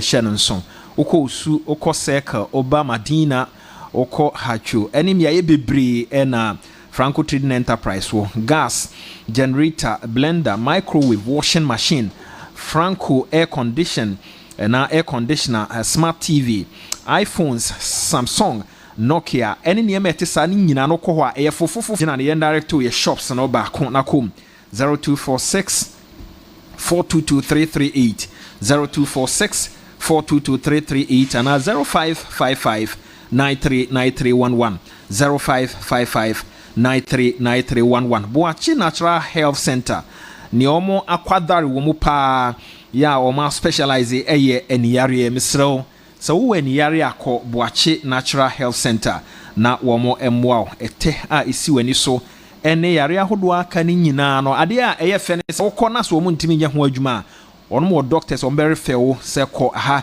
na ehofo no entimi emwa but I can tell you Boachi for seven kanchro se eniyare de omo ye ho ade afi yare ahodo aka stomach ulcer gonorrhea anase enam yare afi wo pese wo ni nyina no kọ Boachi Natural Health Center onsa ebeka wayaresa La Paz womo any access bank no ene hwe ani mu frɛ 0594 994 554 0594 994 554 na ene Boachi Natural Health Center for enkomodie no so entimi enkoso WAP Travels edo kwa bruchiri amwa kusua de WAP Travels womo ewo enkran hase Atlantic Mall Atomic Junction mesro opese okwa abruchire kosua de ekwan a obefa so akọ no ehaw onim kwan a obefa so ombeboa wa ye hu bibia de amount opese World Cup ebei okọ na won so okọhwe bi mesro fa wani kire WAP Travels na womo emmoa womo ya ade papa omo bo Omanfm dodo no antiframe 0242 9797 114 0242 797 114 na ene WAP Travels enkomodie no nso entimi enkoso esa nyumaku yi ene nyumaku ahodo bi ena womoboa ama ene yede enkomodie no ede abro na wono meboa no baako eye Accra City Accra New Accra City campaign ye na New Accra City womo abuild no kama ewo prampram ya city and habitat for ena building a kama esa wodi wani kwohwe keke na wa obedi ho adanse ho ye kama ohwe said o ma plan city no modern city pa project ahodo a omodi agu akwan mu ho mframa e fa wo ho afi ohwe said community na e grow Omanfm e kọ ho apart from saniema we nyina de na hi Omanfm ne se baby amekwa kogie manso bi eni ho betumi aka kiro se omonsa ase eni adan a yesi ama akwan a yayi bibi omaye wo ho bia no enya de amanso bia e wo ho na omosan wo package ba ko a eno eye an offer ye de ma rent to own wa han dan no a wotimo no utua sika kakra be hu se be wi ase no na edan no aba be ye wodia omo premium plot a omatwa no 80 by 80 eno nso e wo ho no ma ye de e ma hye so sasase na wo pese wo to a tie na wo hwe eniema hodo a wo mode agu akwan mu no a wɔn plot no ne boɔ no nso ɛwɔ fam paa wɔn wɔ flexible payment plan ya wɔn ɛyɛ ɛde ama wɔn mesrɛw frɛ na wɔde ɛkɔ hɔ fa w'ani kɔhwɛ 0555 530 300 0555 530 300 ana 0577 911 101 0577 911 101 still obetumi afrɛ 0504 144 270 na one ɛyɛ wɔnom a wɔde project kɛseɛ yi aba ya wɔn bo ɔmanfoɔ na wɔn anya baabi atena yi a ɛyɛ cities and habitat wɔne wɔn edi nkɔmɔ na afei wɔn nso nsa tumi aka asase ne bi wɔn nso shaping Ghana's urban future kai na hyɛ no nso ɛyɛ tietia kɔ na wɔn nso gye asase senso fie na wɔbɛtɔ ana wɔbɛhan na watenam atua ne kakrakra nso a ɔmbɛboa ama wɔn nsa atumi aka na yɛdi ho nkɔmɔ ɛyɛ nkɔmɔ kakrakra ɛwɔ fie na yɛnkai yɛnhyɛ no nso. Today, I'm really excited to be in this forum to celebrate Honorable Ken Ohene Japan for his selflessness, his kindness, his sense of humor, and his honesty. For the many years that I've known Honorable Ken Japan, my first impression was that he's a very powerful voice. He is a very powerful voice. We know his voice drives social change in attitude, respect for time, discipline, amongst others. But the past few years that I've become a de facto member of the Ken City family, I learned that his actions even speak louder than his words. I've been privileged to walk to his door with a lot of our candidates, a lot of friends who are in dire need of help, and Honorable has never turned his back on us. So for his immense contribution to my party, the New Patriotic Party, of which I'm personally someone who has benefited from his kindness, and many of my contemporaries who have benefited from his kindness, I say God bless him. Also, something happened that I thought was extraordinary, and for me, it will live with me for the rest of my life. You remember when the Notre Dame Cathedral burned down in France, and a lot of millionaires lined up to make donations? I said to myself, this will never happen in Ghana. But to my surprise, when COVID-19 struck, one of the biggest stories was that Honorable Ken Ohene Japan has donated 680,000 Ghana cedis, beds, and PPEs to frontline health workers in this country. That is one gesture that really touched me, because for a very successful man who can find ways to vaccinate himself, protect his family, protect himself, it was never about him. It was about his love for Ghana, his patriotism, his selflessness, his kindness, and to see all of us protected. Also, I observed that anytime I walk to Ken City, especially around 10:30 p.m., I see long queues at the premises of his media house. And I ask myself, some of these queues are even longer than what I see at the various hospitals. But to a lot of people in need, that is their first consulting room. To some people, it's where they come for confessions, among others. To find a very successful businessman and politician who has not lost touch with the masses, who listens, who young people feel comfortable to walk to, I told myself, wow, this is one person I want to emulate. So I pray to God that one day, if I become as successful and wealthy as Honorable Ken Ohene Japan, may I be as kind, as selfless, as thoughtful, and as someone whose desire for wealth is only to change the world and make impact. So Honorable Ken Ohene Japan, Ayiko, may God bless you. We are your legacy, and one day, whatever opportunities that are available to us will be used for social good. Thank you. Shaping the nation. Oman. Shaping the nation. Oman. Shaping the nation. 107.1. Hey, Oman. Hey, Oman. Shaping the nation. 107.1. Hey, Oman. Hey, Oman. Shaping the nation. 107.1.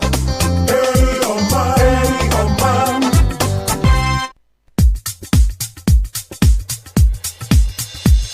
Oman, 107.1, having so much fun.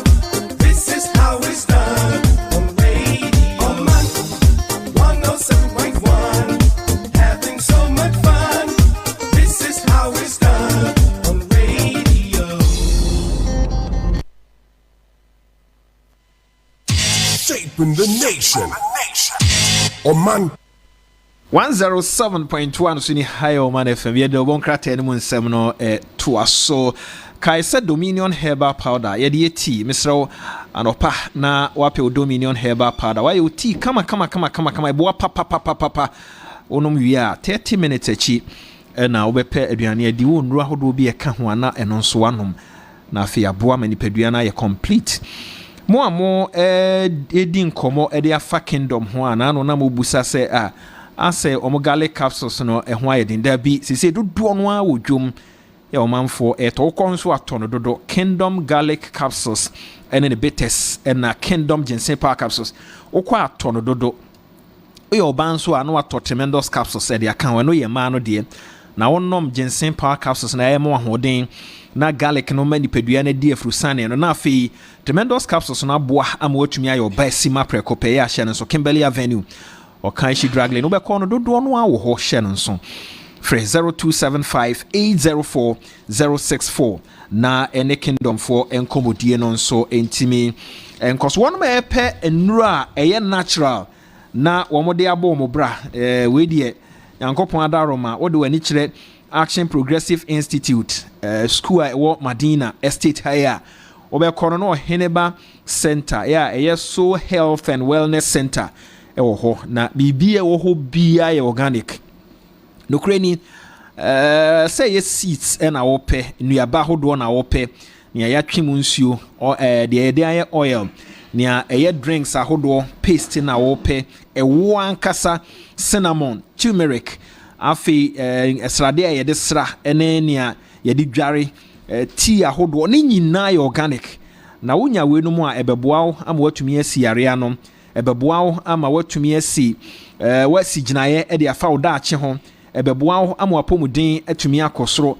na ebeboa ama onyankopon na wode ma wo no watumi adi ni nyina e de awie kai na hye no so working hours e wo Heneba Center mo ada bia ya na mo busa na time be na mekwa akoto no hyewe nso fama me de di kan na fa pen ne paper na twro onom numbers no na se bia wura fi bibia obetumi afre na wabusa 0302 983045 0302 983045 ana 0302 983051 wonmu ye adwuma e de free dwuada anopa no nwotwe ekopim enwumre no 9 adwuada anopa no nwotwe ekopim enwumre no 9 eduru fiada dumienu ekopim no 9 kwesiada enso dumienu ekopim no 9 nemo memenda de Heneba Center wono nya adwuma e wo ho ofra question bia pese obisa no obetumi abusa na omo ayiwa no numbers no eye 0302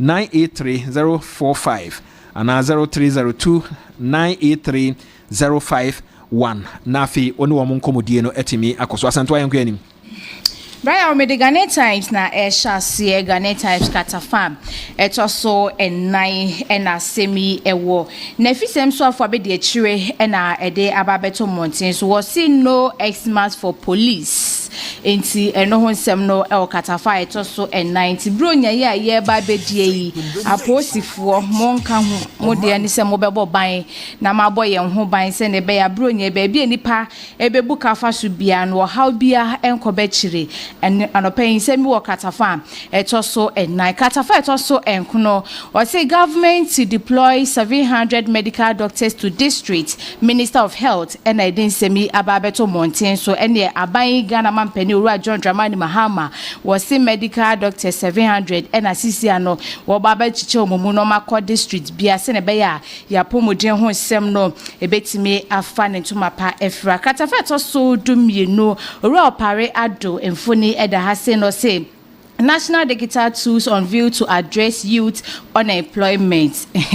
And also honsem no ewo krate yimu a anopa mede mu nsem no esomwo. Brian mefa baako ewa ha sei edi aka ho Ghana to host 23rd edition of AIDS Sexual Transmitted Infection Conference eno eba bekoso ewo Ghana ha sei a krate yi edikan eyi emu asutire intanopen krate ba German so the Ghanaian Times ni die nie me da say yanko nzempera ba ma me fa wonko the daily guide the ubokrate na wo ba anim hanom a dom kuma wo mra hyebedwam enra wonom ekwa asetena na woje afie kwakosi mu akohomabo ede atum no ena beto dwa chese abanam kuntra se okokopie mu ewo eye airport passenger service charges no abano eye hyese wo bepegya mu na wode nam kuntra se wa otwedwuma dwukromu nya na wapegya mu 5 cities ede akọ 150 Ghana cities ebe ya ena na me kan wasem na abayi pa ebasa wode nam esumase o ebasa no dum kanea no odum kania out dem wo we woni ba tiahrum na wo de afa no de ko ema edom kuma asem no kasai wo mo ayi aban no to a chese no so akwakoye asem kese o mra hyebedwam eye eda enra na unim se fiti October bosome no besi na me no kasai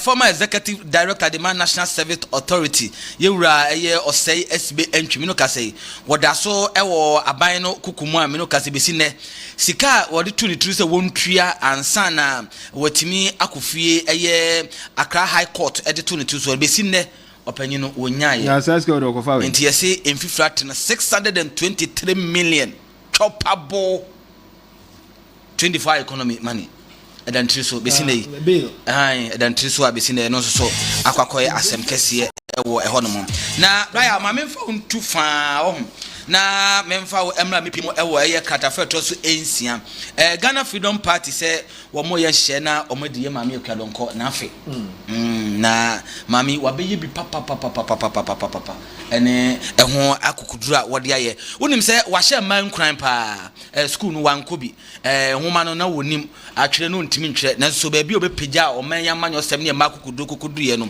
wi na nakodo adwuma wan siri wono a wono ena eba wo mo se wo mo eba bedi eye na afi na katafeto so nsiase hono a ena yewura ote garret brewa homa so otumfo osetutu otosumie no nyame kese ede atudwafa boko nsensem a wotena mu no wo se afanu ni nyina nyade a wo mo pe na wo ma hye ne bo se nyade a mentimi ho ase bia be mo so na mogahwiegu bia nso no ebeba na chese asem no emu akwakoye da ede endaso kese ne asomdwe kese pa nso etumi ede aba emeno kase eye de ubokrata ede daily guide ede sansem nyina nso no etumi ede aba bra ya asanto engo daily graphic katafa etoso dumi kasagu microphone daily graphic katafa etoso dumiensa boy amane bra ya onim se nansen ya na wasi result ne ba mountain so ne ba ye no enkwala na di ntwopo topoto na chese akoya asefem ama awofo papa bisanse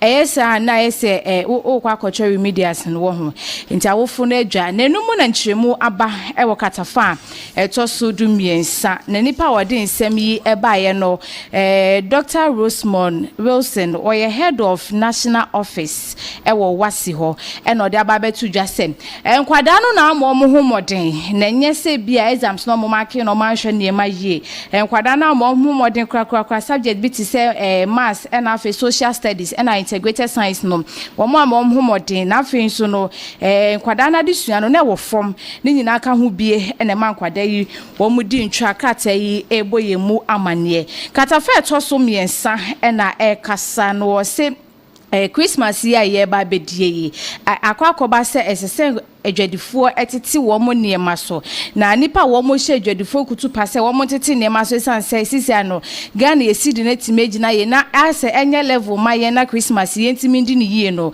head of Christmas and New Year festivities wo mo eno mo de ehye ato adwadifo so se wo mo tete mo niema so sanse niema ebo ayedian no pai enkrata yi edimu amane so aba daily graphic dia wo de ba ye eni example Ryan Kuyani sem de obokrata no chronicle dia ba enigi sem ne se unim se okopie mu ewo northern regional tifi mantem abaya okani bedua koko aye koko afu amana gina emna sem ka se wono matia akwakoye enigi sem papa koko kuani ani din edi Mohammed Anchala oye kuani a wowo eye bimbila eye municipality no mu na wono ena etu sa na mo ya me no ka say deputy chief executive in charge of eye agroeconomy me no ka say wakwakopi mu ho no mo a wone eye quality control for akwakopi mu ho no akwakoye enigi sem a wode eho amane boso no etime eba betu je si ade Ghana no ya sase no ba bia koko no udisia ebeye ba bia yemse udua enye ye eye tifi mantem northern region ene koko aso yate yabo ahata amanawo koko ni so efe pasa ni aso no akono we be wan kasati achim agogo ena nka bo se koko efe se ana mikro ma na masem ana maso wudi koko sempa eza Brian Wadaro mama Mirishi birthday. Happy birthday and confirm Emmanuel Brimpon Astro, your assistant administrative officer, Ewo Growth Investment Partner Ghana Limited. And Ewa Mirishi happy birthday. Birthday if you kwabna mensa insura kelo mabna jiwa jasmi and ame nana ya santwa. Ese radin sem shirando ojie edema wa brabo. Okay. Baya, mama se memfa ba kwintwa mu na yenya mawe na happy birthday sonko emfa enkoma Dr. Pagde Boache Dankwa ene na woda happy birthday to you Boakwa of the Shekronkron Nyankopon Shirawo. Odamo ase omo nyina Adamo ase medamo ase nso yemfa ensi ha nche bekwa homa no so na ya makwan ya omo eba no nso anyakwan aka bi. If you are a well-meaning Ghanaian and you have listened to Nsempa this morning, get to know that those who fell easy prey to NDC's campaign promises of better lives if voted into power must for once begin to accept the reality that the life has rather become far more difficult to contain. What we witness now is intermittent increases in our daily transactions, which is the opposite of what they promise. Oguzeku ewadan fakra ma yana wase Mami Ajuadan can good morning. She says good morning, honorable Mr. Alex Jemfi has really spoken well, and if I may sum up all he said, Honorable Ken is the man who has sacrificed for the party and still stays committed to it. Regards to our team, #connected for life. Mami Ajuadan can ena edi way by good morning, William. He says, please here, good morning to you and your team. My electricity meter was stolen.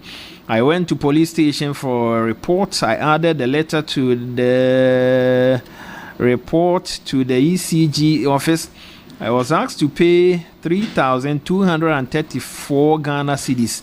I learned we don't pay above this amount. Uncle Joe Oka price. Uncle Joe, once I'm mentioning into I had the Omabro meter for Frana. This was what John Mahama did the last time and ended up collapsing all businesses. The arbitrary increases of utilities and nuisance taxes that forced companies that they relocated to Cote d'Ivoire from Ghana because of the war to go back to their home country. The NDC is not a political party, they are a mafia group. Solomon Kwe and And I walk on. So me a mafia group. Yo. Jerry or UK, and he says this useless government. Jerry, from Daniel, Charlie, good morning. He says there are 3 things I have noticed within the week. Let's observe them. The computer that the previous government gave to the students. The education minister told us the students used them to watch porno. It was just to cancel the contract. Poor SHS results. The government is saying the students are always on the social media.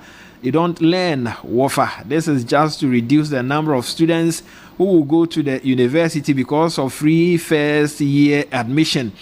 Drone services. The minister said they use the drone to carry condom, books, school uniforms, etc. just to cancel the drone contract. Jonas Afum, well noted. So I salute all women delegates in Okaikwe Central, led by our constituency women organizer Auntie B. They really welcome our dear, lovely incoming First Lady, Mrs. Christiana, very well. God richly bless them all. Sikabuafo na ononso ade we by ebusuafo enchi ebekwa ahoma no so na mama kwan ama mo so mo aba be ka bi aha eye Omanfm.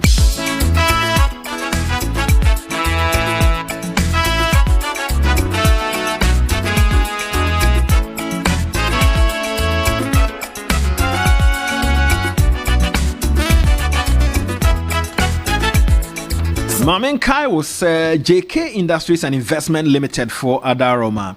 And a mathematical set, a Nataraj mathematical set, pencils and a pen. It would be as well. Kama unimno. May catch or say a JK Industries and Investment Limited for a day abejaso.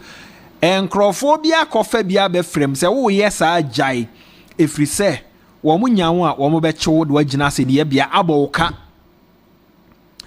Almost 621 fine ball pens.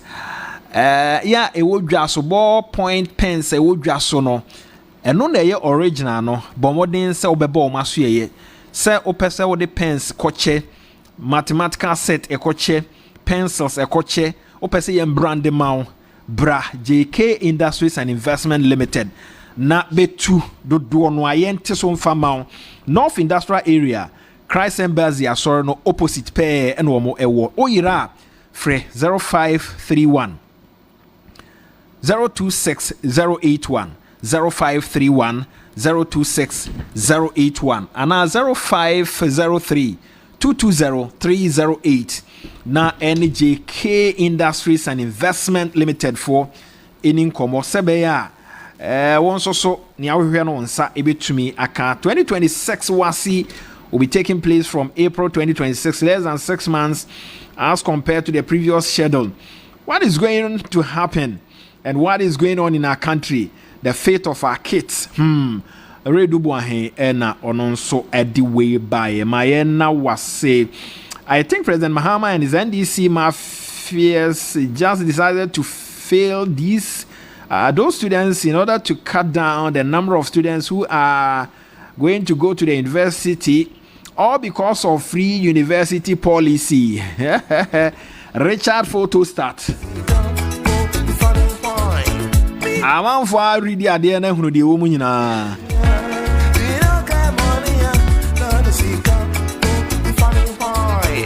And my uncle Facebook, men catch your life or Facebook. Say them a kind, you know. Or message, you know, should be simple, straightforward, and civil. Oh yeah, now I share. Morgan Adolfo says, good morning, my brother. Please, you are doing a wonderful job. Ken is number one. No matter what they say, he will win. I'm watching you live from Caprice.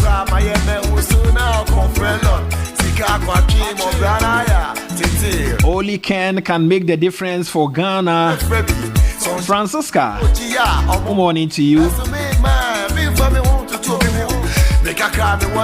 Politicians in Ghana, they failed us.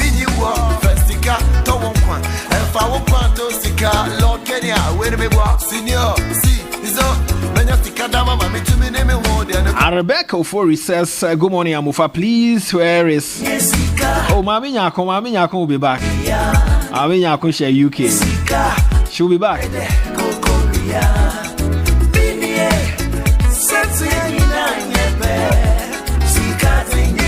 Francis Boahen, good morning to you.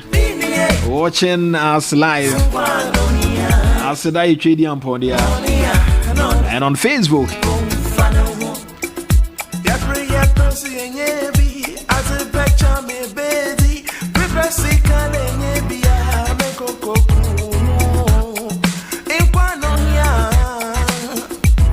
And Jamaica Mano so Bidin Edia Amufa Boache.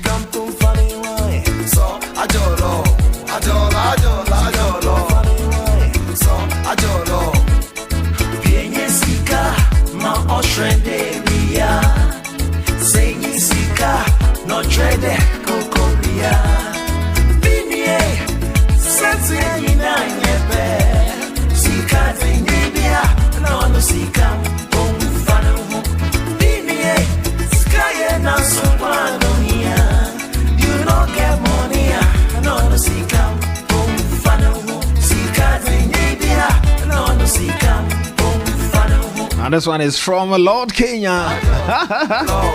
Sikadi Nibia Sikam Fano.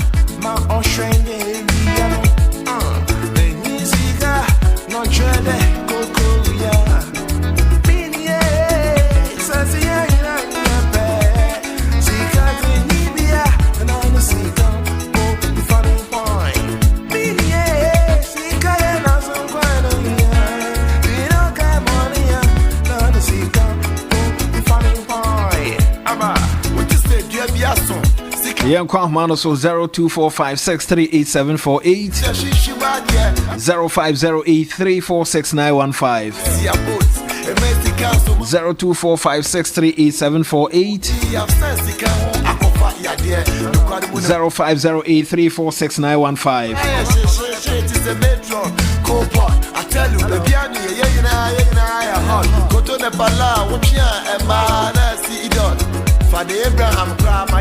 that's our lines I use no pay no.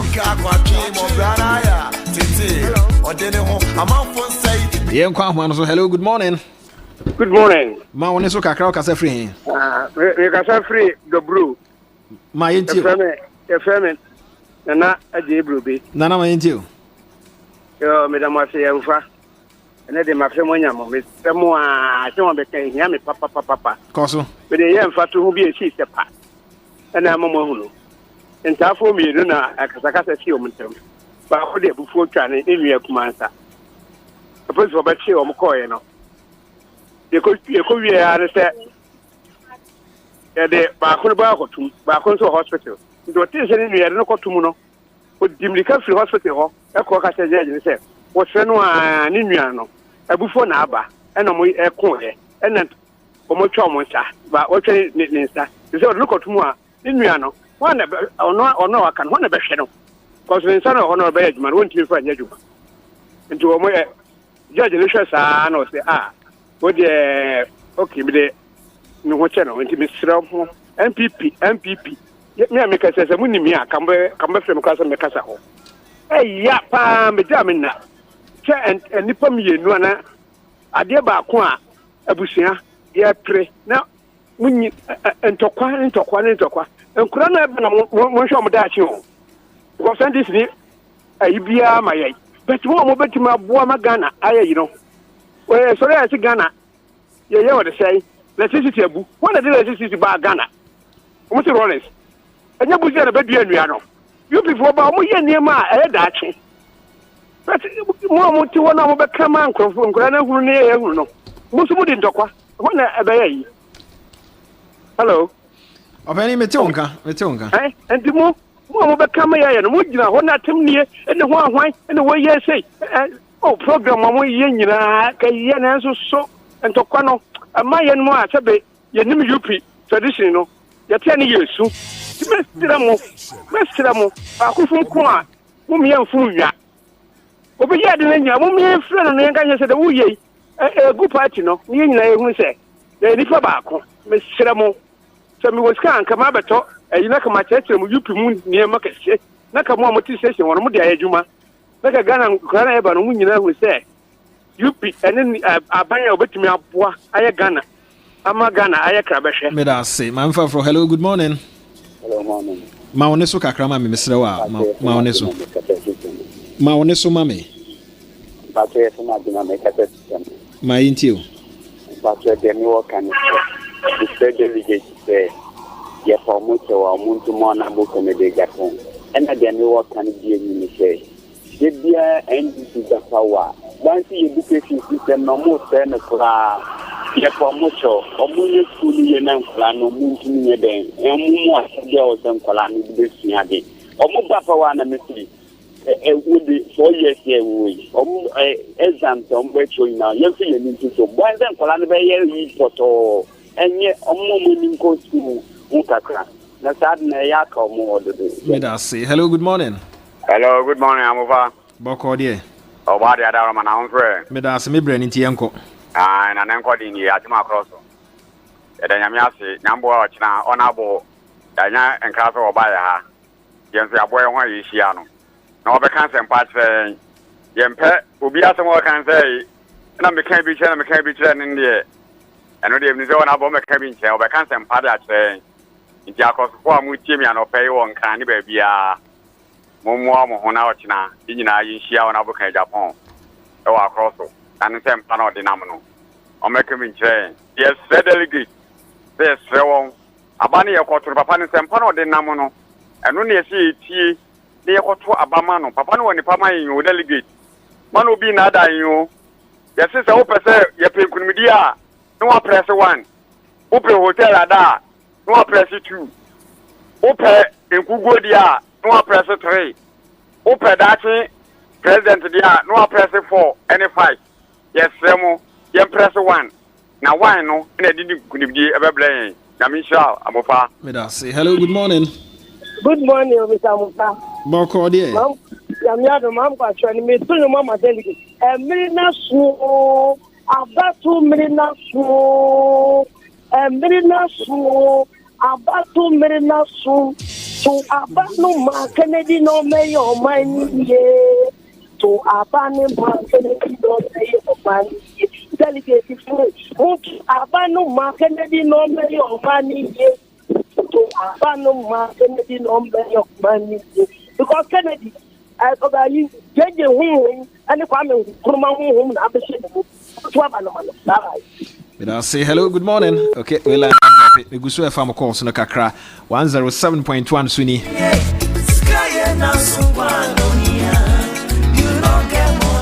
Hello, good morning. Hello, morning. Ma one so Kakra kasa free. Good morning. Good morning. Kasa free and number sir. And number from Nicholas and Bano Yegmano and Mr. from Pani. My intio. Here, Adam, Oman T4 and the candidate in the Bush form, Nama Quantum, and I'm a former concern for Mumbai. As a delegate, Omomba, no motion of Papaya is 1992. Once a baby, so baby, beyond a sinner. I'm a yaman. The moment I was city and in Pibontan, I do all the Kimono, and drink some Boagan, my mind. Not a bit to money and Namam. No, no, so they didn't cut. Yakaso Kennedy, a compre, the probably die. No fee, Central Region, on the Juma will be no. To mention any Munyam, delegate, Momo, Nakumbani now, be a fail, Motomana, they are answered the now Niki was a dear man, the name they go after. A papa in movie, not just a slap barrism, someone. And you got only be a cancer Ghana mine. Jimmy said, on better in them. So, Yamade, Yawakan, Nawakan, Yawatro, Noatro. The woman, the Omuko Sana, said it, woman, you and Sam, for no Munyans, or someone can to the Ghana, might say, yeah, buy, they say, no Mumbokan, the Mupo, Ombopon and Yamabe Sane. Nanisha will be here. I say, hello, good morning. Marche. Govi. I'm over. My uncle, him. Mr. Wawa Daroma, and Sana Meba Massamson, the big guy, open Nibia or Casa, you put me to the near fear and Casa. Now, Mr. can't have for me. Who can't have for me, you know, who can be pan 9 who has into can't have for a nipper me. nti history no my na so ka nipa mienu asa no nso kantafo mienu nti ya ye hwe sa asem ni opani metie no medana se na de tie ne se tete ho ka UP asem ni ade de yi na adwenboni ni ho ne yo obi se obi funkum a obi mfumnya wo kan tete ho no ne ya de adwenpa ana efum nipa no wan hyeda amofa ana wo ti awo na so obi o se kafra na wo ye den wo dwa na de wani tua se nipa na adwenboni wo dwa ya hede yi obi esi wo so we na mpanifo om na de na ekọ yakoto ababa so ye MP na wakogina so MP fu nyina ya boa ya no ye di we yechi na so mo afuma ko memfum nya na da bia wo kum wo funkum wo dwa wo funkum wo dwa wo bega kum na so ge dwa that is politics as say you wo adwoboni mranti abar pesamin kuminya aba UP mu no tete woni ni wo sa na adwoboni en wo mo dite party no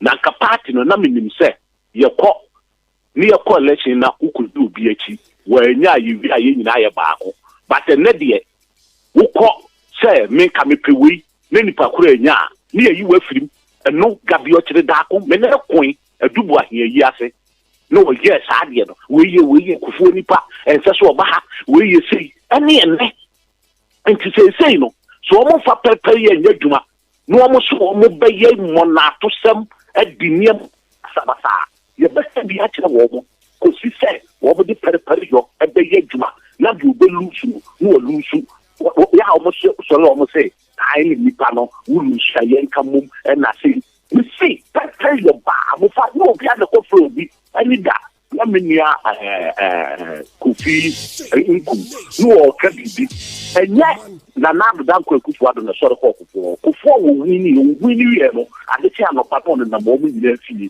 na nkamu e ba ye ko so bibi ade no na ye fe ben ne uji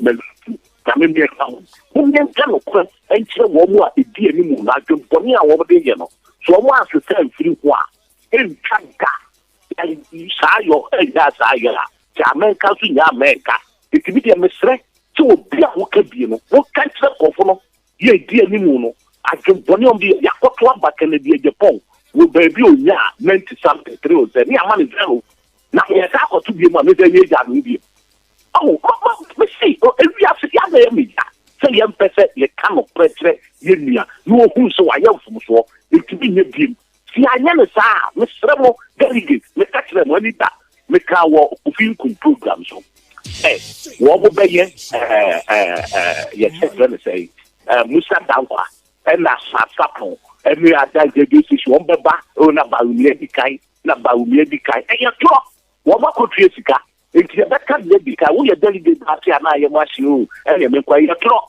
sa na wo mo ya wo mo hu sabie ni nkoyie nti wo mo na and we are Mr. Mumma Yinka, you focus on Canadian Japan, we are the Navy, catch them, said you know, can you near you? We can be the affair. See a trap on up by the alpha for a month, the Japan say, less than 50. The big book media may catch them, whooper with a denta, make your call, and then not give you a Babia Samoa. You didn't call, not denta, MPP executive, no national executive, we move. And let you have also more research. And so one thing I research who's here that time, no, you had the papa no quite you be loose. Me catch them, see, they call you be loose. It's one me and Fanon call. You don't call you so you lose heavily. And the dear Guas here by they say, me catch them, so mammy and fucking the palm uncle. Near Kofu because Mr. Party a big good, I'm telling you, would have far. Montanao, to delegate, Mamun Sloop, my young cock, a corner name with Canadian Japan, grim. You be winning, you have the Yaga and the Ye than say, you be here what you reach and grab it in the battle. And somewhere I'm away. That's it. Hello, good morning. Well, I know I drop it. If I feel I can't home. Now, fee. Yeah, today's agenda 12. So, hello, good morning. Good morning. Ma, Oneso Kakra, what's a friend? Yo, make us a free down to my sharp clef. My coffee entry. Coffee mentio.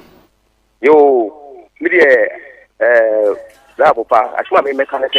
You see, you know, man, to a basa, last election. I could say, Nipa no to buy the main pet. If you know to say, maybe the next MPP 24 say, Ukraine, Mimi on ko fo bebre mi wa mi afo so bebre obia ehese eyi wa Kennedy ene beba mimi no musa ko yesa de na mesa tumi nua no mofo yen san fo etirum je yen pe no man bi eti fo pe ni fo en fine say ye ko kase obi timi ko so wonu akokasa ade we ya na timi ya me ya to say say akanfo na kasa mi ami se mi say di ho yawo obi ko kan wo dia no ma yi obi be kan wo ha say dia na yan akanfo ya san so le tia ye ho e say en wo man yi betimi akoso timi de metima ka kire MPP fo mpanifo ne say sabi yama agene nya djuma because nipa ni krom fo mpe no enye yen ne yepe no me da se yes me da se hello good morning Amofa boko de anglato ni Amofa ma yanku yanim tamen sure bebre Amofa me be to MPP delegate especially I want the delegate na you bet na wa kasa ansa na actually ya be voters no so na me ka say that one ma diala one share na ti aga na o ko sesiala wa to electricity no bosu ya siala effective January 1st I sure what to close to 5%. Na dabe ya na waye wa bra Ghana fu wani mo hwe no nka wo hwe ho Ghana fu nka wo hwe na endesi na oye abaya oye governance by propaganda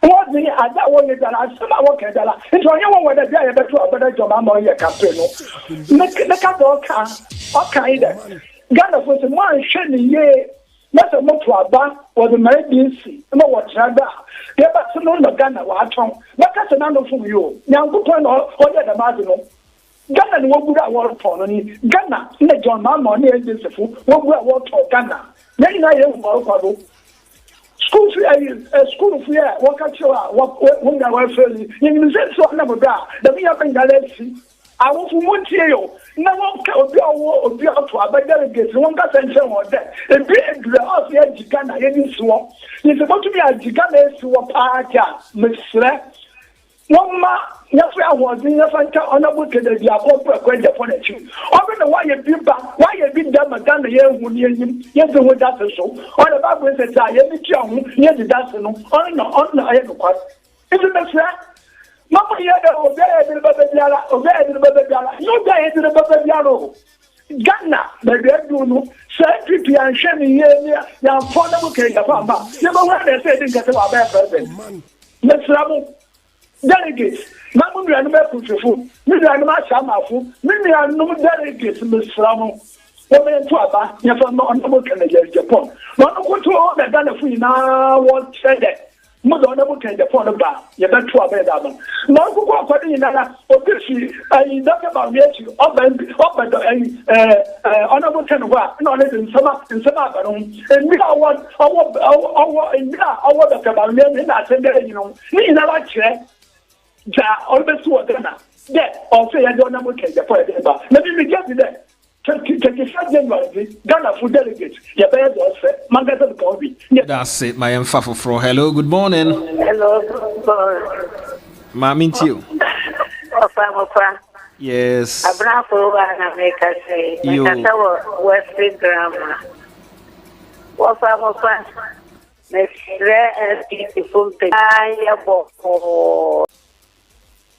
Look on one man, you know, some Mutia. Non cranich in Mutia, or be taken some bare months and Sana Mensaka, Anna Mensaka. Nanso, Yatsi Day, what's the meat and crack every crowd won't yaka. We now a type of only Wama or ye illegal connection. Abba moon. It's easy if 1 year with me. That's way with me until all these things happen my illegal connections on that. That's it. Menso meda se oba so na mamemfa we e wa ha. Hello, good morning. Okay, line na drop e. Yemfa fro. Hello, good morning. Hello, good morning. Good morning. Ma woni so kakra ka se free. Be ka se free ha ki yebo. Yebo ma minti o. Me bisa bi se amamfo anaze nyan bit na bo amia. Yete eku a yefe nasara e MPP mu said e be ya e be wa party no the 2024 election no e ma hu say ase eku na eti ye na amwo say so amampa so ndi mpanyimfo betima ye ho bia bi se nke beba. Okay Mate medase na yemfa foforo. Hello, good morning. Good morning, Amopa. Boko de Na me adu na mo se ya ho ya mamintio yo mo ne djuma pa mo ya de boa o mangana na wi asafa na nyina Amofa ade a me pese nyina ye hye ne so ne se abano nia nkofo dodo pe no anu na awo se ye nyina ye di na chi ye papa Kennedy apon ade a awo se ye hye ne so ne se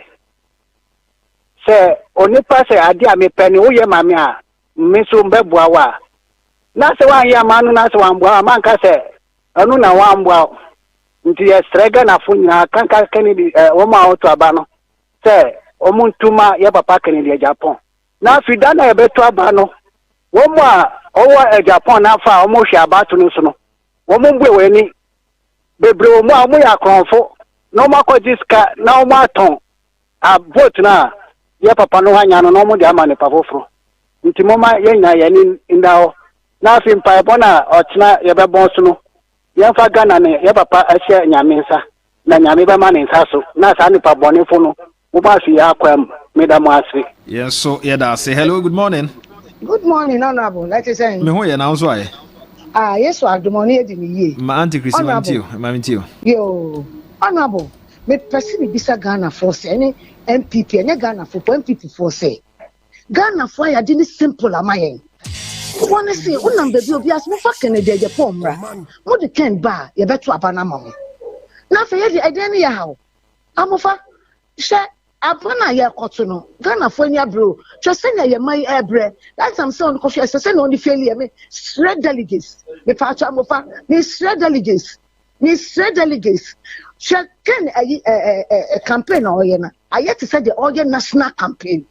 To say atu abana you know national campaign, the national campaign ni do so Ghana for mu musa no say papa send in the campaign be ko me who be da so obi ba election as competitor how about contest for MPP seats na odu every regional or just me region way me do me hu way me ba way no me every regional ten be ko ohu region e yo nyankopon na kasa fa ni mo Ghana for me sremo delegates me so me count Wuni nyanya ba ko yema Kennedy Japan nya kra wono na ka nka woni si fom woni pepis no ne do MPP party ne party say the kind of party na wono na ka nya nka woni nyai for na ka woni si fom woni fa woni anwo de nya meta ken achi ni entu aba ne ken ni no si etu aba ne ma ken na ken ni na Ghana fo be hu se ne Ghana be ko yema ye nkwala ne padwuma woni padwuma ye nyame nhira Kennedy Japan baby o bia nyame nhira ya no bia ye bompa ye ma na ni si nyankopon adonti wo be ye flag bearer not just the flag bearer you become the president of Ghana in 2028 nyame nhira me dance nyankopon so nka ho Auntie Christy. Hello, good morning.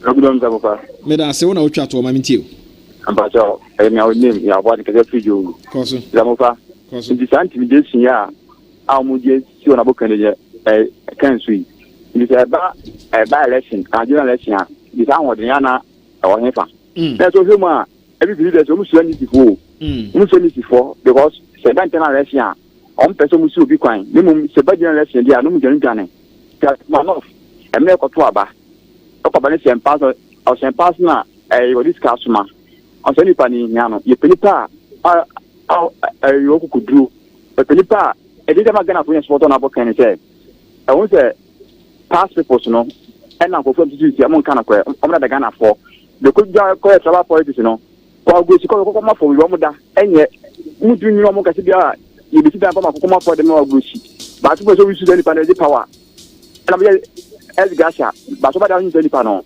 isi asa ni twemo isi e pega mpuntu jona bo kan ni nyano na ma se so me da se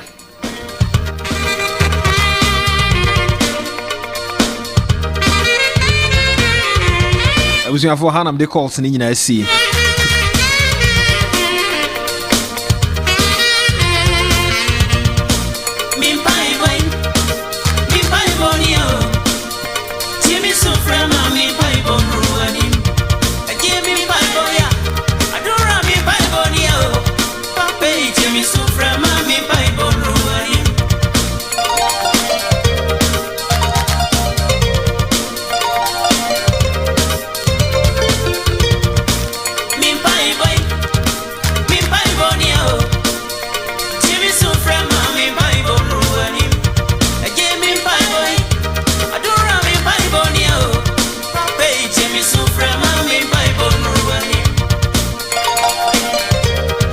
and the Diaspora and Religious Affairs Directorate for Ken campaign,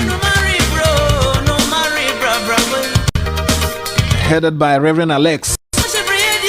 Almost a main country, Senyame Adomwa. Fasting and prayers in a basso.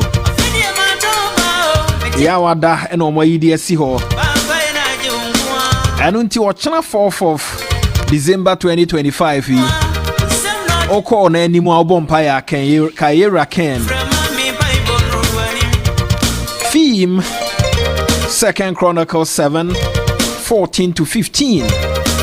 2 Chronicles 7:14 to 15. Yampai boy. Abusiame sorry so me din ade ya amofa boachi ye fa a short commercial break. We are near the today's agenda, bro. Armaremfi se baby a wugina sese ya wo hunu se nkoyi no. Se nkunim de beba. Emfa won san hye odam refam ye adwumaden fa ne den tato. Ade enche. Enkodura nwumre no. It shall be well. Once again, ya amofa boachi me dame ho aba.